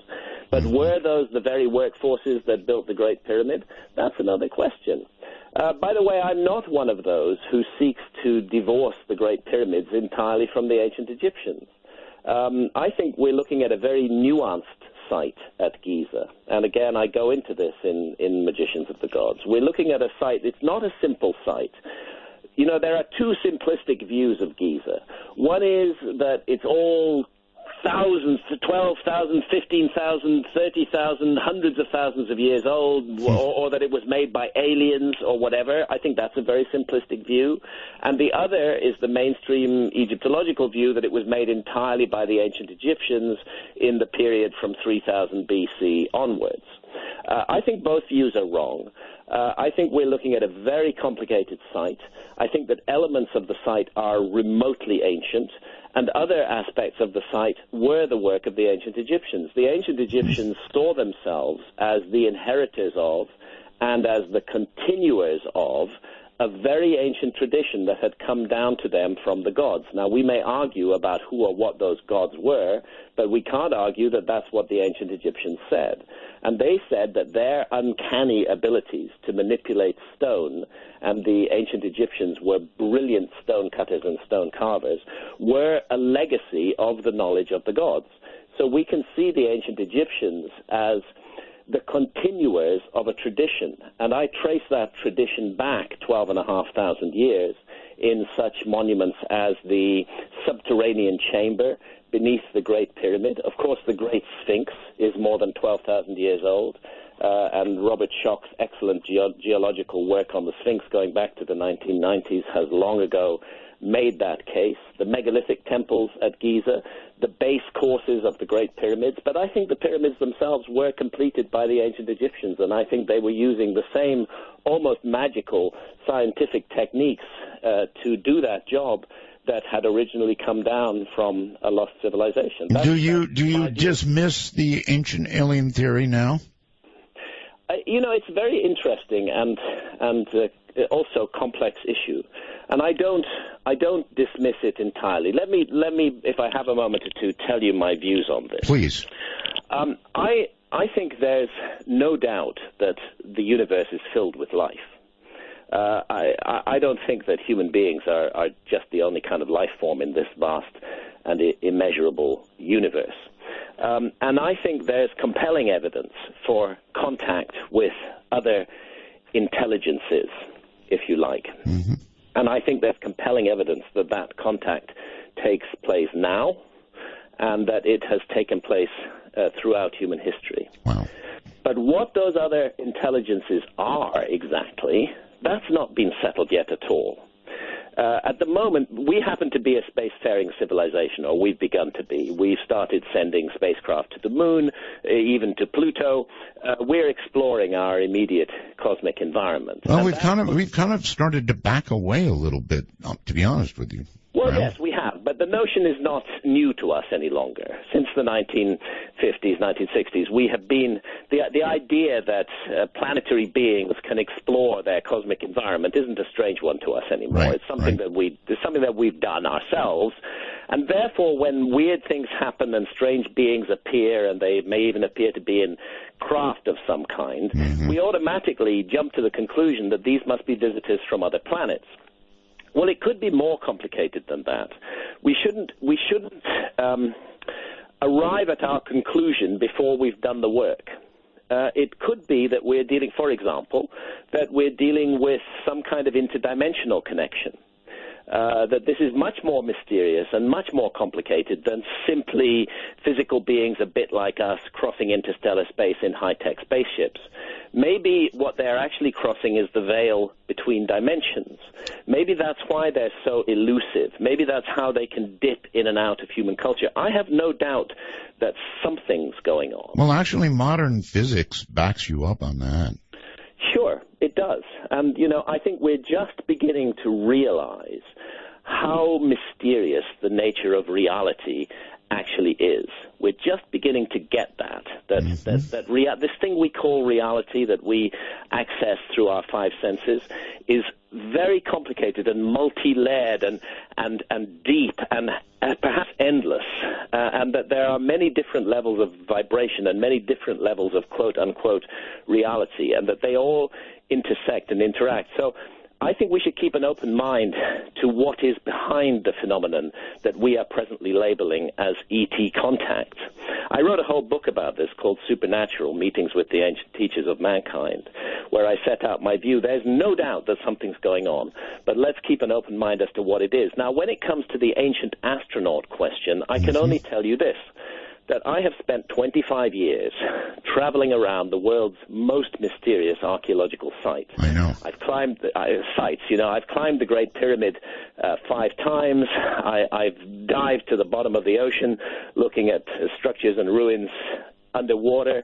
I've traveled the world for a quarter of a century, and nowhere, not in any single ancient archaeological site, have I seen something that could only be explained by high-tech aliens doing it.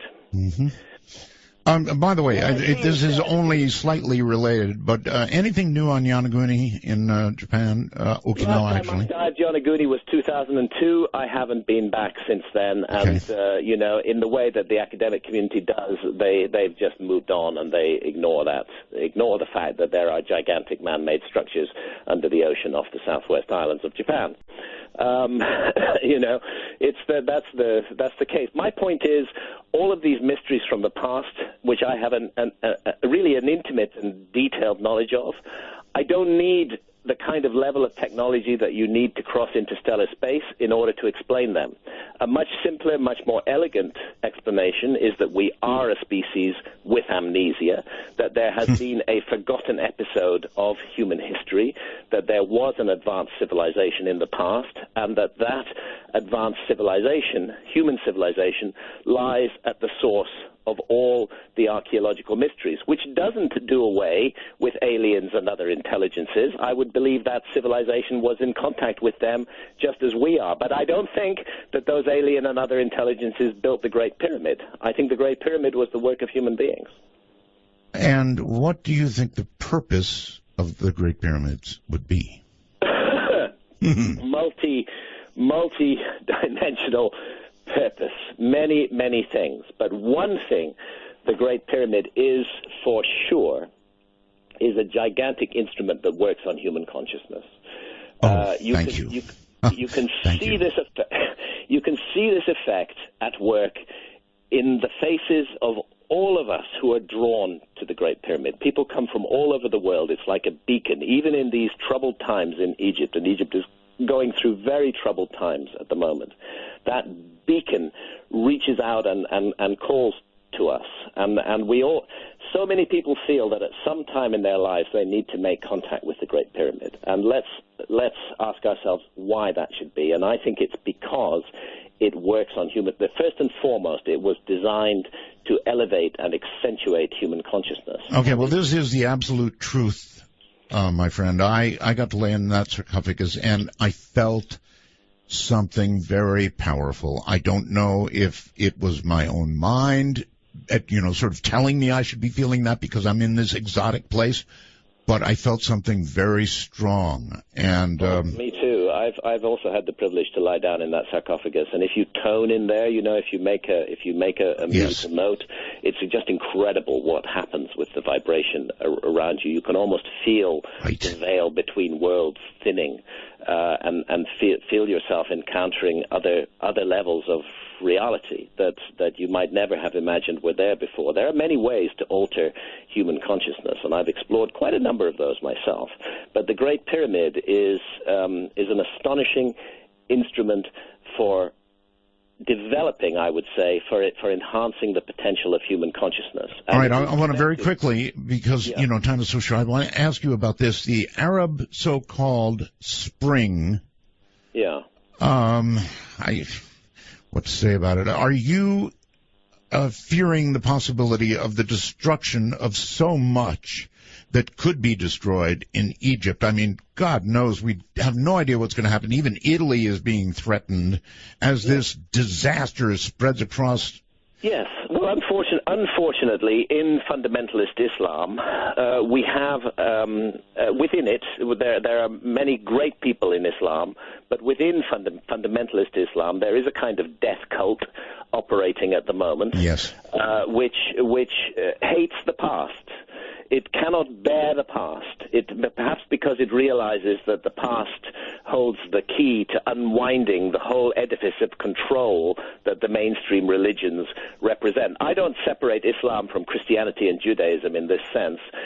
Christianity, of course, has had to give way to the Enlightenment, but there are still fundamentalist Christians who would impose their vision on others, just as there are fundamentalist Muslims and just as there are fundamentalist Jews. At the end of the day, all these three religions worship the same God, Jehovah, Allah, Yahweh, whatever you want to call him. He's the God of Abraham. He's the same God in all cases. And unfortunately, I think the common point is fundamentalism. When people get so carried away with their beliefs that they're actually prepared to kill somebody else because of their beliefs, then you're dealing with a true psychotic.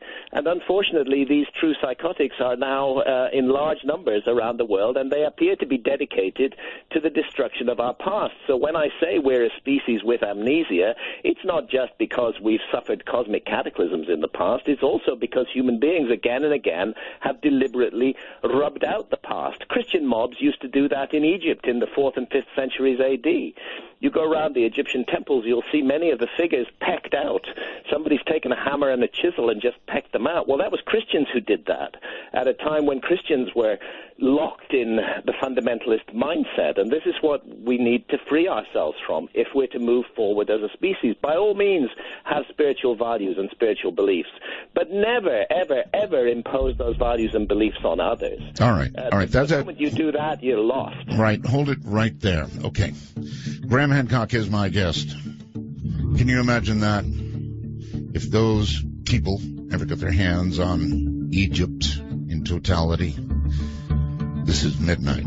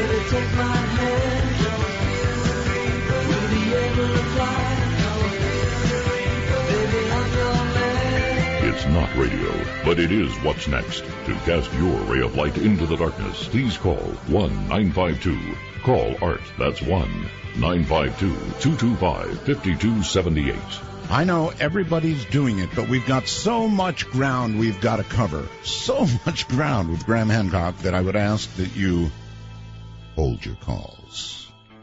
And let's go back now to Graham Hancock. Graham, welcome back. You mentioned consciousness, and when you do that, it's like opening the world for me, buddy. In all the years that I've spent on the radio, consciousness was the most interesting subject that I became drawn to from nearly every corner of discussion that I was in. And you mentioned other dimensions. Consciousness may be the key to those other dimensions if we can figure it out. Yeah, I'm convinced of that. I mean, whenever you have an issue of exploring reality, you have to remember that what you're exploring reality with is your consciousness. That's right. You know, your consciousness is therefore part of the equation, and it's not good enough simply to mount physical investigations of reality. Yes, we should be doing that, but we also need to investigate the instrument with which we are exploring reality, and that instrument is our consciousness. And when we start to investigate this mysterious instrument called consciousness that science, by the way, cannot explain, mainstream science cannot explain consciousness. Oh, I know. It's still the greatest mystery of science. We don't know actually what it is. When you start to investigate this using the tools that are available to us, extraordinary information starts to come out. And I don't know about your audience, Art, but I need to say amongst those tools are those demonized substances that our society hates and detests and actually sends us to prison for experimenting with, which are the psychedelics.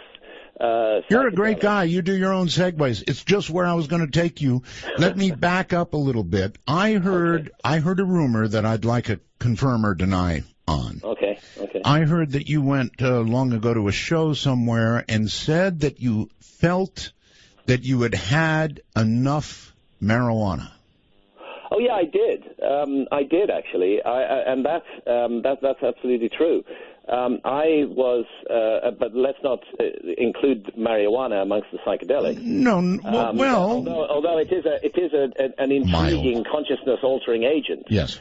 And I'm very excited by what's happening in America. That the American people, state by state, are asserting their independence and rolling back that absurd, monstrous enterprise. Isn't it amazing? It's amazing.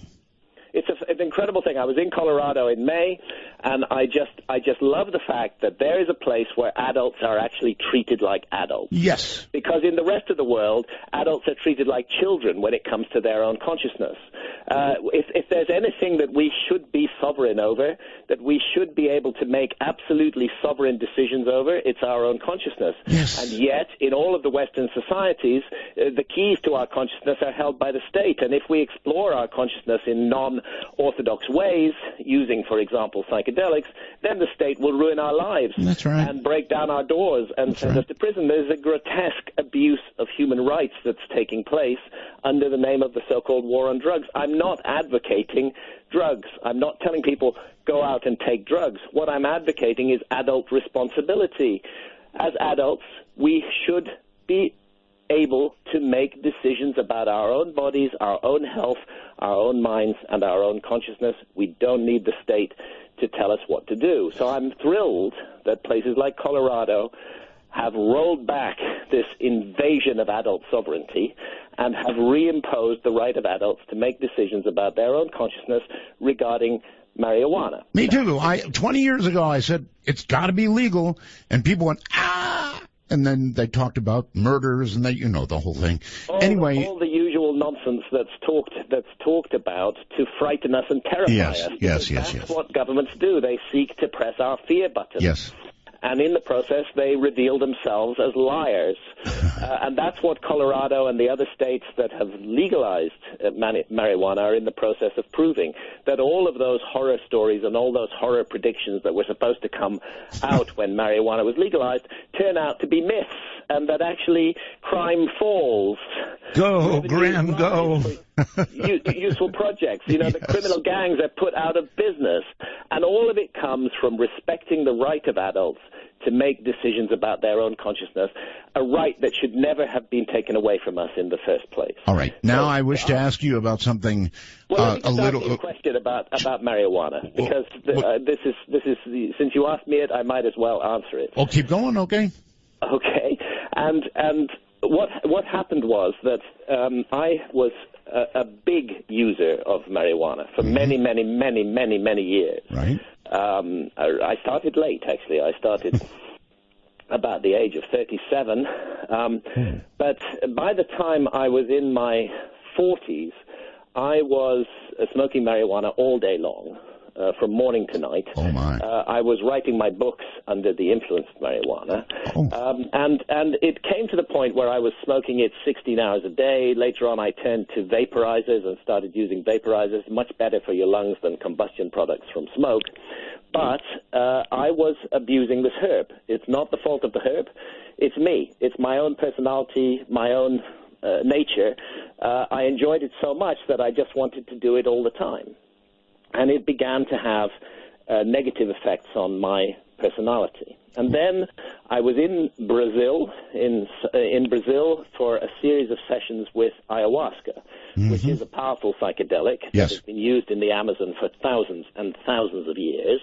And during these sessions, I had a series of encounters with what I construed to be an intelligent entity. Many people refer to her as Mother Ayahuasca, the spirit behind the vine. And it was made clear to me that I had to change my relationship to cannabis radically, otherwise I was really on a slippery slope. It wasn't serving me anymore; I was serving it. Well, was this for your new mistress, ayahuasca? Well, you wonder about the conflicts between the spirits behind the herbs. But here's what happened. I gave up cannabis for 3 years, and I feel I can now have a relationship with cannabis again, but never on that abusive level where I would do it 16 hours a day. I think like any other powerful substance, it has to be treated with respect. And my problem was I wasn't treating it with respect. I've learned that lesson now, and it was a lesson that I needed to learn. I think to some degree, I would make the statement that I believe that marijuana, in milder amounts perhaps than you're talking about, contributes to creativity. Now, definitely. Definitely? Really? Definitely. No doubt about it. Look, not for everyone. We all have different body chemistry. Very true. Some people, marijuana doesn't serve at all. Just as there are some people that other medicines don't serve. Mm-hmm. But others, definitely there is a breakthrough in creativity. I don't think I would have written any of my books of historical mystery if I had not started smoking marijuana at the age of 37. Really? Back in 1987, just a couple of years before I began to work seriously on the book that became The Sign and the Seal. I was already doing that research, but when I began to think of it as a book, I have to say marijuana played a part in that. Fingerprints of the Gods, the book that I'm best known for, was written entirely under the influence of marijuana. I wrote from morning to night, and I smoked from morning to night. And I have no doubt that it loosens up creative processes in my mind, at any rate, but only if it's treated with respect. What I then went on to do was to make this the centerpiece of my life, and that was a mistake. Mm-hmm. And I was shown that mistake very clearly in a series of visions with ayahuasca, and the net effect was that I quit marijuana for three years. All right, now ayahuasca is not something I have never done, so if you're able to do it, I would love you to describe your experiences with it. Okay. It's interesting. I mean, ayahuasca is now becoming quite a feature in pop culture, and you have various pop stars and artists who are taking ayahuasca. It's been around for thousands and thousands of years. The archaeological evidence traces the use of ayahuasca in the Amazon back more than 5,000 years. It probably goes back a whole lot further than that. It means the vine of souls. In the Quechua language of the Andes, that's what ayahuasca actually means, the vine of souls or the vine of the dead. And its particular property is its ability to connect us with the realm of the dead and with the deceased. And very often it's the case when we lose someone close to us that we have unfinished business with them. And one of the things that ayahuasca can do is enable you to reconnect with that person in the realm of spirit. The other thing, it does many things. But first and foremost, let me describe the process. It's made of two jungle plants, the ayahuasca vine and a bush that is called chacruna in the Amazon. Mm-hmm. The botanical name is Psychotria viridis, and the leaves of that bush contain dimethyltryptamine, DMT, the most powerful hallucinogen known to man. Now, normally, DMT can't be absorbed orally. There's an enzyme in the gut called monoamine oxidase that neutralizes DMT. So if you try to drink DMT in any form, the monoamine oxidase in the gut will shut it off. And this is where, we have to reckon with the very clever ethnopharmacology of the Amazonian peoples, because the other element of the brew, the ayahuasca vine itself, contains a monoamine oxidase inhibitor. It switches off that enzyme in the gut and allows the DMT in the leaves to be absorbed orally, producing a journey, an exploration of the far side of reality that can last up to 4 hours. Whereas DMT, in its pure form, smoked, is a rocket ship to the other side of reality that will just take you there for like 12 minutes. And then you're back in this space. Ayahuasca allows a much longer, much deeper, much more reflective journey, a journey over which you have some control. If you don't like where you're being taken, you can object and stop the journey, or at least pause it. There's much more negotiation with ayahuasca. Tastes bad, horrible taste, one of the most ghastly tastes on the planet. Nobody need imagine that anybody is drinking ayahuasca for kicks. It makes you vomit. It gives you diarrhea. Oh, my. It also, so at a physical level, it's very tough, but it also plunges you into this seamlessly convincing parallel universe where you do encounter what appear to be other intelligences. Now, some scientists would say that they're just phantasms of our own minds. It's just our brain on drugs, and maybe they're right, but I don't agree with them. I think that what's happening is that the receiver wavelength of the brain is being retuned by DMT, and we are gaining access to other levels of reality. And those other levels of reality appear to have an interest in the planet. Other levels of reality, or do you think possibly other dimensions? Well, that's what I mean, really. By other levels of reality, I mean other dimensions. I guess we could define reality perhaps as this dimension. Yeah, That's what we call reality, is this dimension that we can access with our five senses, that we can weigh, measure, and count, that we can investigate with science, and so on and so forth. But the revolutionary possibility that is being raised by quantum physics and that ayahuasca raises at the level of experience is that there are freestanding other dimensions that are aware of us, even though we may not usually be aware of them. Did you, in your opinion, did you encounter another intelligence? Absolutely, definitely so. This is what I feel I've encountered. It's a bit like an ancient Greek encountering the goddess Athena. You know, there's an intelligence that speaks to you and communicates with you. And I realize that, you know, anybody who's not had this experience may regard that as slightly lunatic. But I would say, you know, withhold your judgment.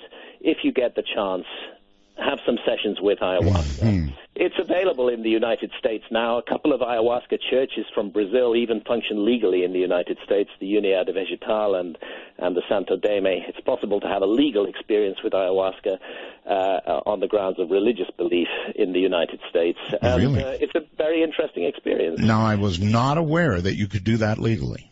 Well, you have to, at least in token, join one of these churches.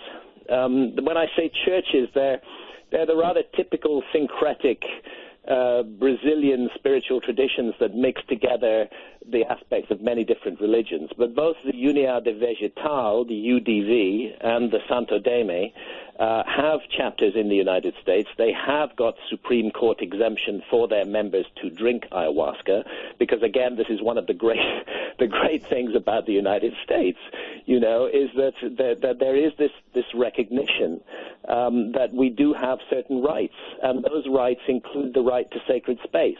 Okay, hold it right there. We're going to break. So, in other words, praise the Lord, pass the ayahuasca. All right, hold it right there. Graham Hancock is my guest. Good morning, afternoon, evening, whatever it is, wherever you are. This is Midnight in the Desert.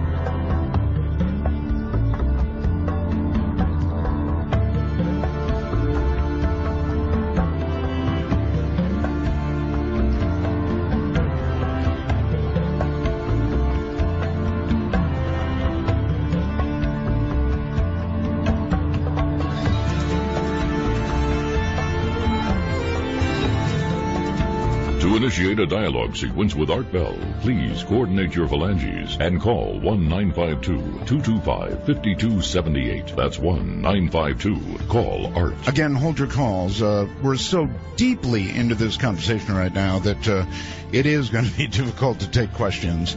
However, I will say this. I've got a message from a Canadian. Just came in. Somebody up in Canada calls himself the Canadian Walrus. And he says, you know, your guest, Graham, has just lost all his credibility and respect in my book. And this person read your books and loved them. But now that they've heard that you wrote them under the influence of marijuana, all respect is gone. Mm-hmm. Yeah, I'm quite used to that.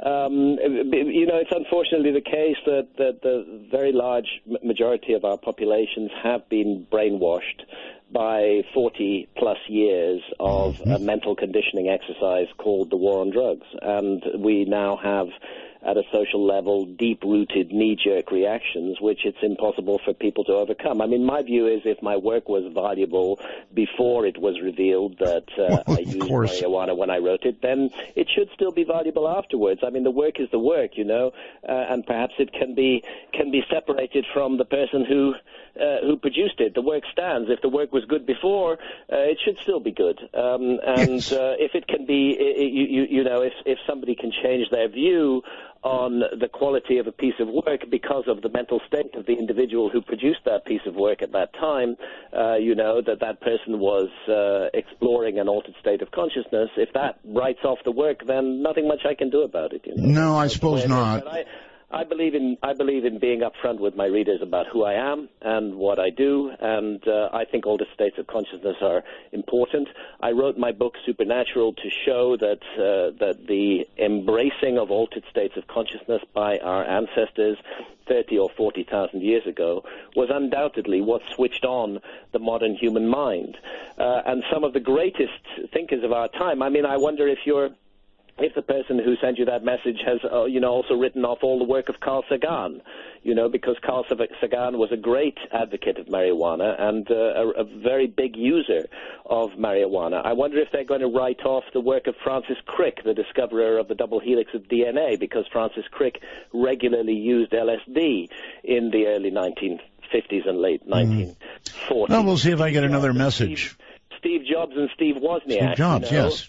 LSD played a huge role in the creation of the Apple computer. So we can either shut our eyes and our ears to all these facts and just bow down to the war on drugs and to the war on our minds that it has involved, or we can think for ourselves. That's a free choice for every individual. Okay, so he now says he's turning off his computer permanently.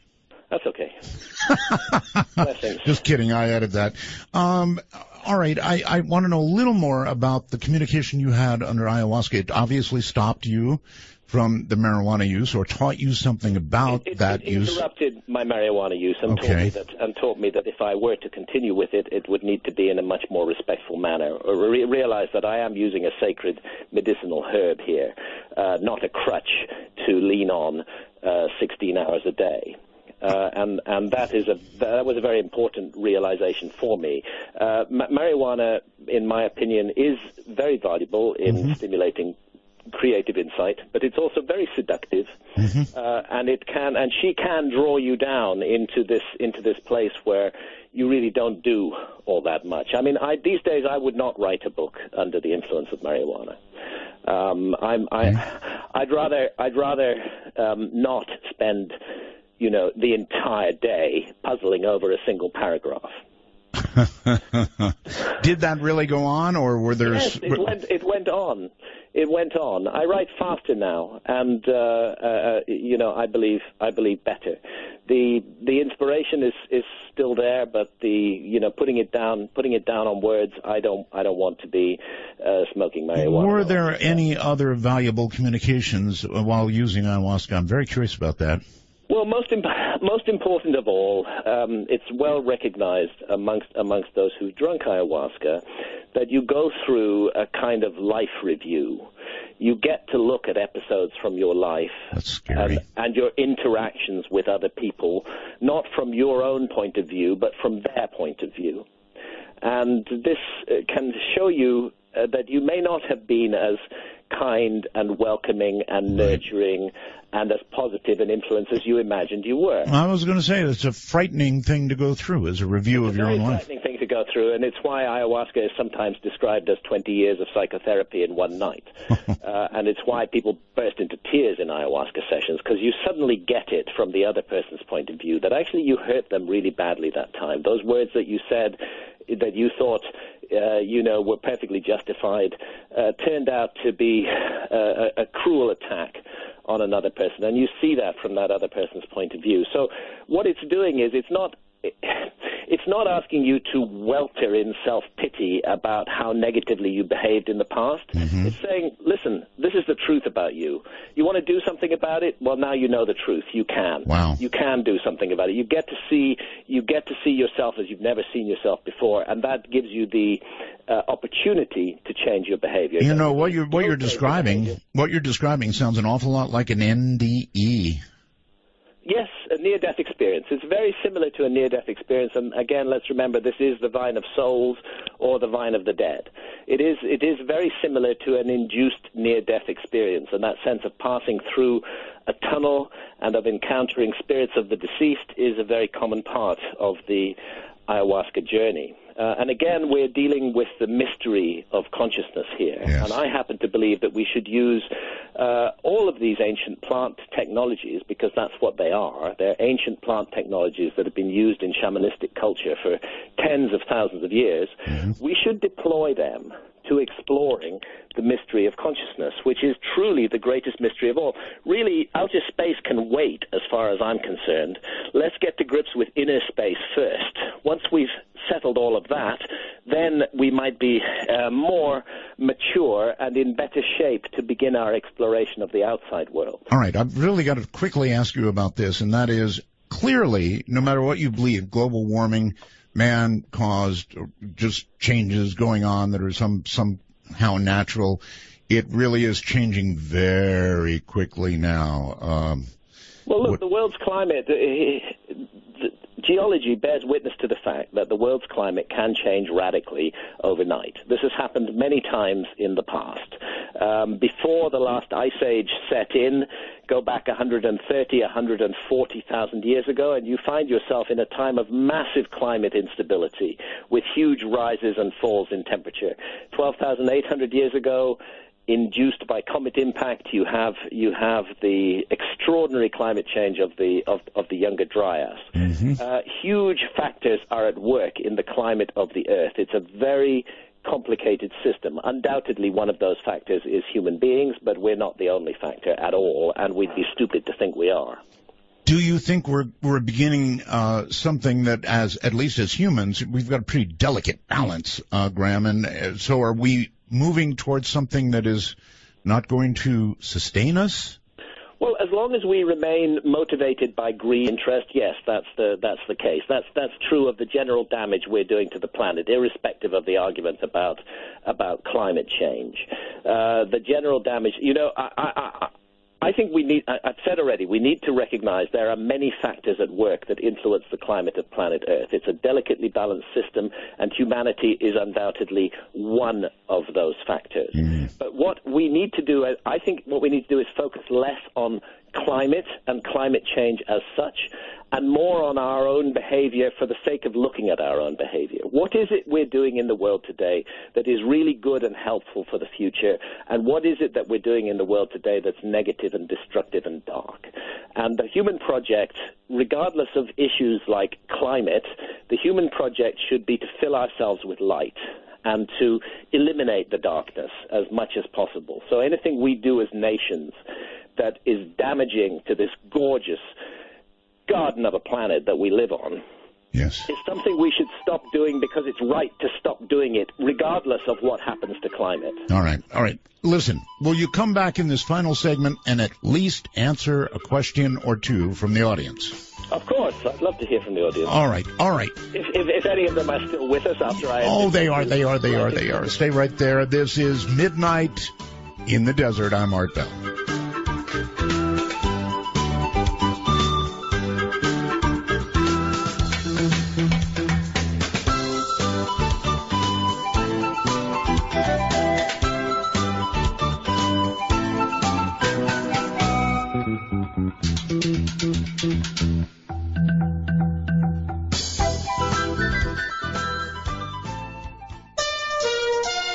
For Dark Matter News, I'm Leo Ashcraft. Given the fundamental importance of our DNA, it is logical to assume that damage to it is undesirable and spells bad news. After all, we know that cancer can be caused by mutations that arise from such injury. But a surprising new study is turning that idea on its head, with the discovery that brain cells actually break their own DNA to enable us to learn and form memories. While that may sound counterintuitive, it turns out that the damage is necessary to allow the expression of a set of genes called early response genes, which regulate various processes that are critical in the creation of long-lasting memories. These lesions are rectified pronto by repair systems, but interestingly, it seems that this ability deteriorates during aging, leading to a buildup of damage that could ultimately result in the degeneration of our brain cells. These findings could have important implications because earlier work has demonstrated that aging is associated with a decline in the expression of genes involved in the processes of learning and memory formation. It therefore seems likely that the DNA repair system deteriorates with age, but at this stage it is unclear how these changes occur, so the researchers plan to design further studies to find out. Tales of black-eyed children began appearing on online forums in the late 1990s. Explanations as to what they are include alien-human hybrids, demon-possessed children, and cryptoterrestrials. Regardless of their origin, one thing is certain: they're terrifying. Recently, reports of black-eyed kid sightings have resurfaced. Black-eyed children have become a staple in conversations of the strange and unknown, and almost every reported encounter is eerily similar. Children as young as 6 years old to adult age approach people alone or with a partner and beg for help. Please let us in. Give us a ride. Follow us here. Permission to enter is always a legendary trait of a vampire. For some reason, these children frighten you. And as your hand reaches up to open the door, you see why. Their eyes are black, no iris, no whites, just an empty, soulless void. Many are convinced that these children and people like them aren't human, at least not anymore. It is unspecified what happens should you comply with their demands, as no reports of the black-eyed kids have included that happening, possibly indicating the death of those that comply. Whatever these entities are, the fact is people around the globe are encountering beings that look human but are something else, something dark. Organizers of a Russian town's annual mosquito festival said this year's event will include a Most Delicious Girl contest for women who don't mind bug bites. The festival features the contest with women in shorts and vests standing still for 20 minutes to allow the blood-sucking insects to feast. This is Dark Matter News. The world's first full head transplant could take place as soon as 2017 if the controversial plans by Italian neuroscientist Dr. Sergio Canavero come to pass. Wheelchair-bound Valery Spiridonov, who has the muscle-wasting Weirdnig-Hoffman disease, has volunteered to have his head transplanted onto a healthy body in a day-long operation. The proposed surgery is highly controversial, and its feasibility has been questioned by experts. But Dr. Canavero's plans also raise complex philosophical and ethical issues. A natural question is whether a living person with Spiridonov's head and someone else's body would be the same person as Spiridonov. If what matters to Spiridonov is mental continuity as well as having a healthy body, then it will not be possible to determine whether the surgery is successful in these terms until after the event. The impact of head transplants on our mental lives remains unknown. For Dark Matter News, I'm Leo Ashcraft.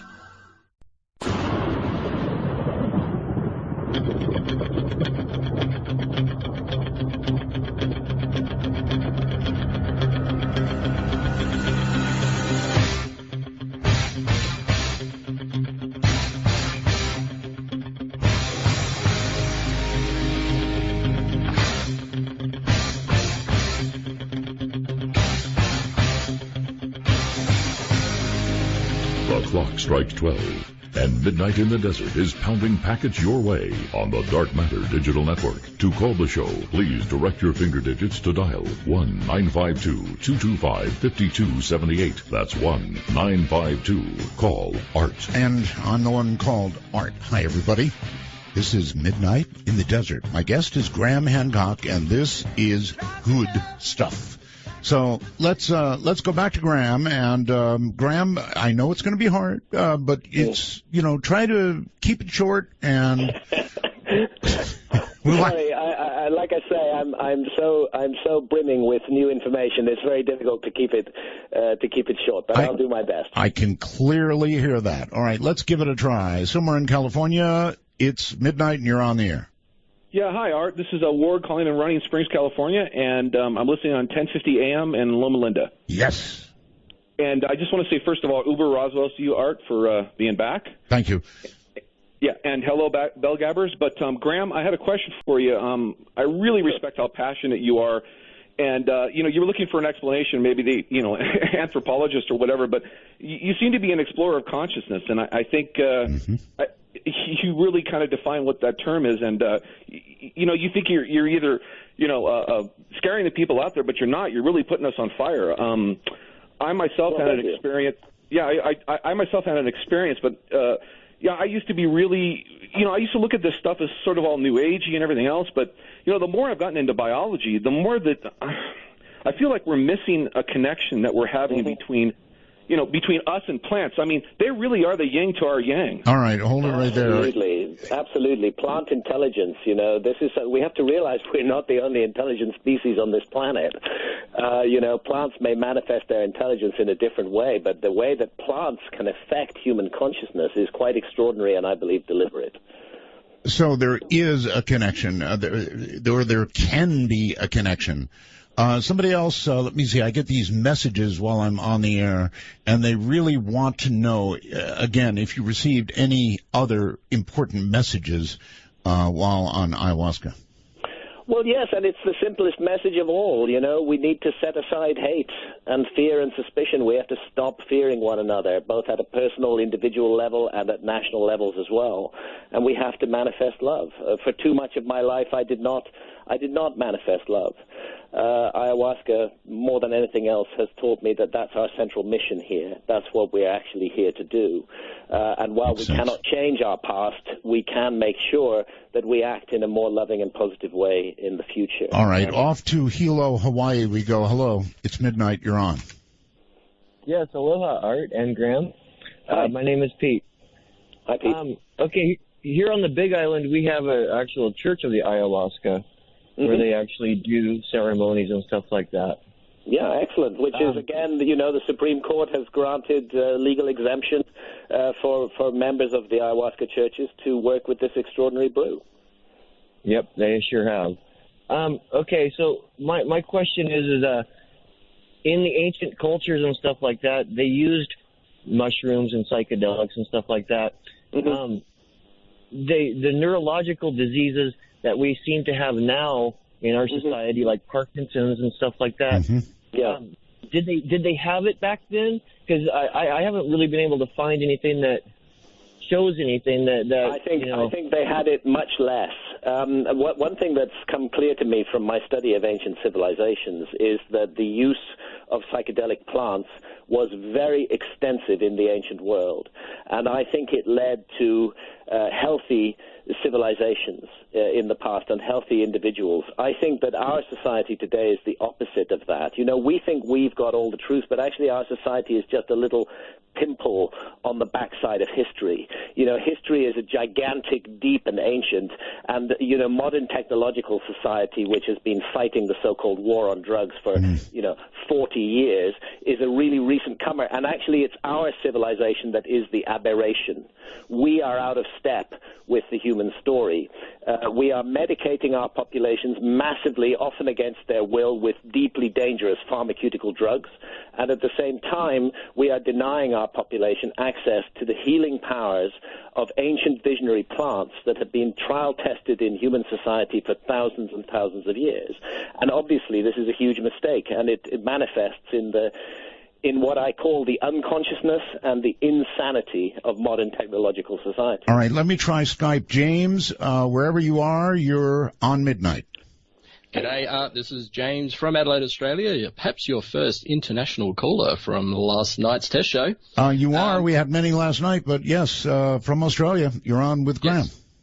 G'day, Graham. I actually got to meet David Hatcher-Childress last week at my very first UFO conference in Melbourne, as well as Eric von Daniken. But I had a question regarding the ancient destruction that you talk about. Have you at all looked into the information in the Billy Meyer case regarding the great catastrophe of over 11,000 years ago and the destruction of Atlantis?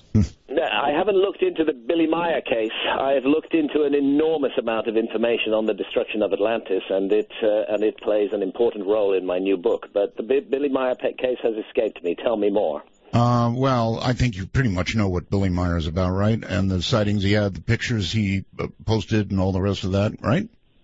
No, I really haven't followed it. Oh, well, then that's a whole nother story. Let's go to Kayleen, is that right? Kayleen, is that right? Keelan, I'm sorry. Welcome to the program. It's midnight, and you're on. Well, Art, it's wonderful to be on the air with you. Thank you. Mr. Sam, I'm not your first Australian call. I would have liked to be. I was wondering if Mr. Hitchcock, was it Hitchcock? Hancock, by the way. Sorry. Hancock, I'm sorry. I was wondering if Mr. Hancock had any opinions on the Unearnbares. I can't pronounce it, it's German. Their work with psychedelics during World War II. The use of psychedelics by the Germans in World War II? Yes. What I can tell you is psychedelics are powerful agencies. They can be used for good or for ill. All is not sweetness and light in the psychedelic garden. The ancient Aztecs used psychedelics as part of their human sacrifice rituals. The fact that one uses a psychedelic does not automatically mean that one is a good person. It's the intention that is brought to the psychedelic experience that matters. And if very negative and dark intentions are brought to it, then the consequences can be extremely negative and dark. And it wouldn't surprise me if the death cult of the Nazis made use of these substances to enhance their occult powers. That is unfortunately the case with these psychedelic instruments. And they are used also in shamanistic cultures. There are healers, curanderos, and there are sorcerers, brujos. What matters is the choices we make and the intention we bring to the experience. If that intention is positive, it is filled with love, it is filled with light, then so also will be the experience. Keelan? Thank you very much, Mr. Hancock. That was an interesting answer. Okay. I wish I knew more about your work so I could discuss it with you. But, wait a minute now, there are books. And you'll find out all about it. Right. GrahamHancock.com. I'll have to have a look in. Thanks, all right. Mr. Hancock. Thank you, Art. Thank you very much, and take care. Let's go back to the phones, and you're on the air. Hi. It's midnight. You're on the air. Hi. Hi, Art. Hello. Hi, hi, Graham. Hi there. Hi. I watched one of your interviews with Art probably a couple of years ago, and I was just wondering if I can ask a question about something you said. You can ask a question about anything you like. Go ahead. Okay. I remember you saying something about the Sphinx or a Sphinx in Egypt or something like that, and you said that there was like water marks on the side of it or something.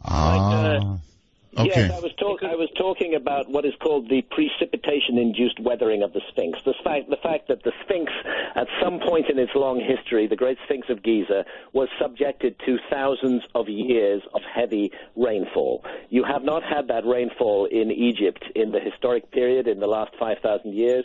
You have to go back to the end of the last ice age, to the cataclysm between 12,800 and 11,600 years ago. You have to go back all that way to find the kind of rain in Egypt that could have caused the weathering we see on the body of the Sphinx. Therefore, Professor Robert Schoch at Boston University and John Anthony West have championed this case for many years now.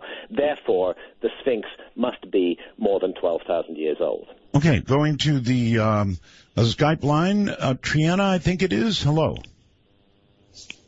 Hello? Triana, are you there?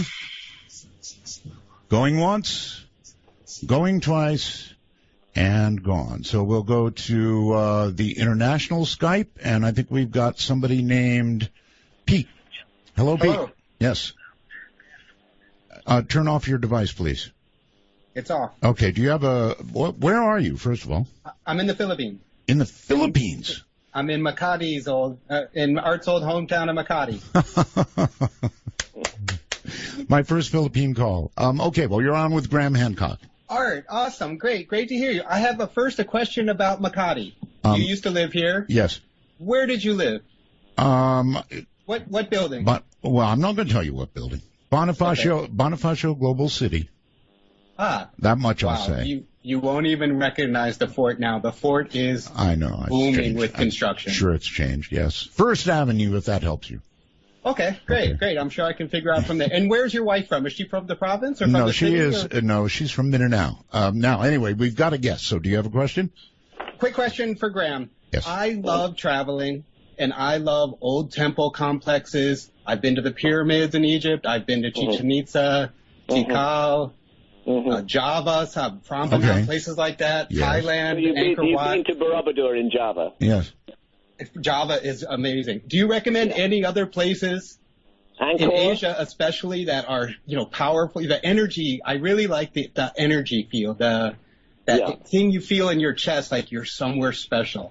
Yeah, one word answer, Angkor in Cambodia. Oh, I've been there. Yeah, spent a week there and still didn't see everything. Amazing and majestic. And be there on the spring equinox. Be there on the 21st of March at dawn, and you'll see something amazing happen. Yeah, I was in Tikal on an equinox, and the they light fires on the peaks of the temples, and they all line up in a row. At night, and it's amazing to see. And then it lines up with the moonrise. The ancients were masters of a lost science, of connection of sky and ground, as above, so below. Okay. Well, thank you very much from the Philippines. That was sort of home. Let's go back to the phone lines and say Royal Oak, I think in Michigan, you're on midnight. Hello. Glad to be on. I'm listening to, I believe, 7490 on shortwave. It's coming in great here in Michigan. Yeah, hey. Yes, that's true. We're on shortwave. We're all over the place. I think I'm trying to get the call sign, I believe, WCBQ. I'm so glad you found us. Yes, so anyway, I'm glad to be on, enjoying the interview. In your introduction, you mentioned the mother culture, and this was before we had our Australian callers, but it made me think of something in Aborigine practices, the symbolic death, sacred rebirth. Basically, the initiation rites, they kidnap when a child comes of age. It's sort of a faux kidnapping. Into a cave, he reemerges as sort of a symbolic rebirth, becoming an adult. And actually, such rituals are found all around the world. Oh, yes, I was just going to say. As in being reborn, for example. Sure. Yes, it even plays into the rites of Freemasonry, all kinds of things. So my question was, these commonalities we see across, geographic borders, is there a connection here? Is it something to do with universal consciousness? Is there something in our DNA? Do you have? No, I think it certainly that's part of it. But I trace it back to a universal culture, that there was a global advanced civilization during the Ice Age, that it was all but completely wiped out in cataclysms between 12,800 and 11,600 years ago. But that there were survivors, and that they passed down a common legacy all around the world. And we see the manifestation, the reworking, the reincarnation, the resurrection of those ideas in many different ancient civilizations, which appear to be unconnected. But if you go back far enough to the very roots, you find that they are connected through the shared influence of a lost civilization. Okay. Boy, we don't have a lot of time left, do we? Hello there. You're on the air. It's midnight and you're on the air. Good afternoon. Good morning. Actually, good morning from Scotland. Welcome, Art. Scotland. How are you doing, my friend? I'm doing very well, thank you. Wonderful to have you back on the air. Thank you. We don't have a lot of time, so hit us with a question. The question, all right, this is going to blow everybody. Would you comment on, Graham, thank you for coming on. Would you comment on the idea that there are two sphinxes and that indeed the sphinxes aren't lions but dogs? Because they're Anubis, the guardians of the gate. Okay, hold on. I definitely don't think the Sphinx is a dog. I think that's a mistaken idea, connecting the Sphinx to Anubis, the psychopomp or guide of souls. I think the Sphinx has always been a lion. I think it was at one point entirely a lion, and that its head was reworked into human form during the historical period by Egyptian pharaohs, but that the body is much, and the connections of the Sphinx to the constellation of Leo at the equinox takes us back to that epoch of 12,500 years ago when the world was going through a turbulent and traumatic change. So I have no doubt about the Leonine connection. Many ancient artworks show us two sphinxes, and it wouldn't surprise me at all if under the sands of the desert a second sphinx awaits discovery. Really? You really think there may be a second? Oh yes, I think it's very likely that there's a second Sphinx. In fact, on the UK cover of my new book, I show two Sphinxes. The American cover is different, but the content of the book is the same in both cases. And let me ask, if the audience are interested in what I've said, and if you want to help my work, please pre-order Magicians of the Gods. Just go to grahamhancock.com, go to the Magicians of the Gods page, and you'll see the possibility of pre-ordering there. You'll strengthen me, you'll strengthen my book, you'll give me a chance in the argument if you do that. Oh, I think there are many who will wish to do that. Very quickly, let me try Lewis on Skype. Lewis, hello there. You're on the air. It's midnight. Yes, go ahead. Hi. I'm sorry. I'll make this quick. Okay, you're going to have to get very close to your microphone. Listen to me. Listen to me. You're going to have to get very close to your microphone. Thank you. Thank you for your patience. Go ahead. I want to know about Gunung Padang in West Java, Indonesia. If you could give us a quick update. Thanks for asking that. Gunung Padang is a 25,000-year-old pyramid in Indonesia, which has been explored and investigated as the result of the work of an extraordinary Indonesian geologist called Danny Hillman. And I have made 3 visits to Gunung Padang, extensive research visits. This is the most extraordinary site in the world today, and I cover it in depth in my book, Magicians of the Gods. Well, all right. It is perhaps a little early. It's such a pleasure having you on the program. Graham, you've got to come back. You've absolutely got to come back. I would love to come back, Art. It's a delight to talk to you. It's been many years. It's great to hear your voice. I'm so glad you're back on the air. I wanted to give you that solidarity. I regard you as an old friend, a great broadcaster, and I'm so glad that you're back on the airwaves sharing your wisdom. Thanks, buddy. We'll do it again. Okay. Good night. Good night. All right. That's it. That's it for tonight. We're just simply out of time. Thank you all very much. Have a wonderful night, and we'll do it again tomorrow. This magical journey will take us on a ride, filled with the longing, searching for the truth. Will we make it till tomorrow? Will the sun shine on you? Midnight in the desert, and we're listening. Ooh, we're listening to you.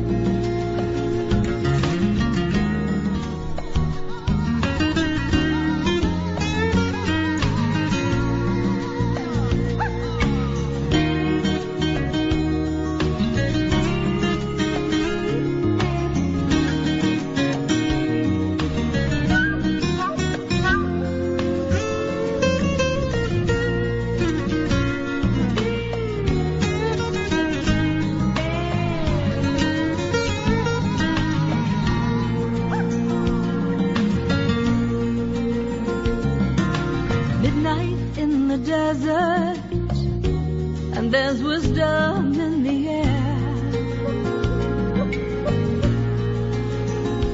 I've been looking for the answers all my life. I felt you there. As the world we live in quickens, are we heeding all the signs? Have we lost our intuition? Are we running out of time?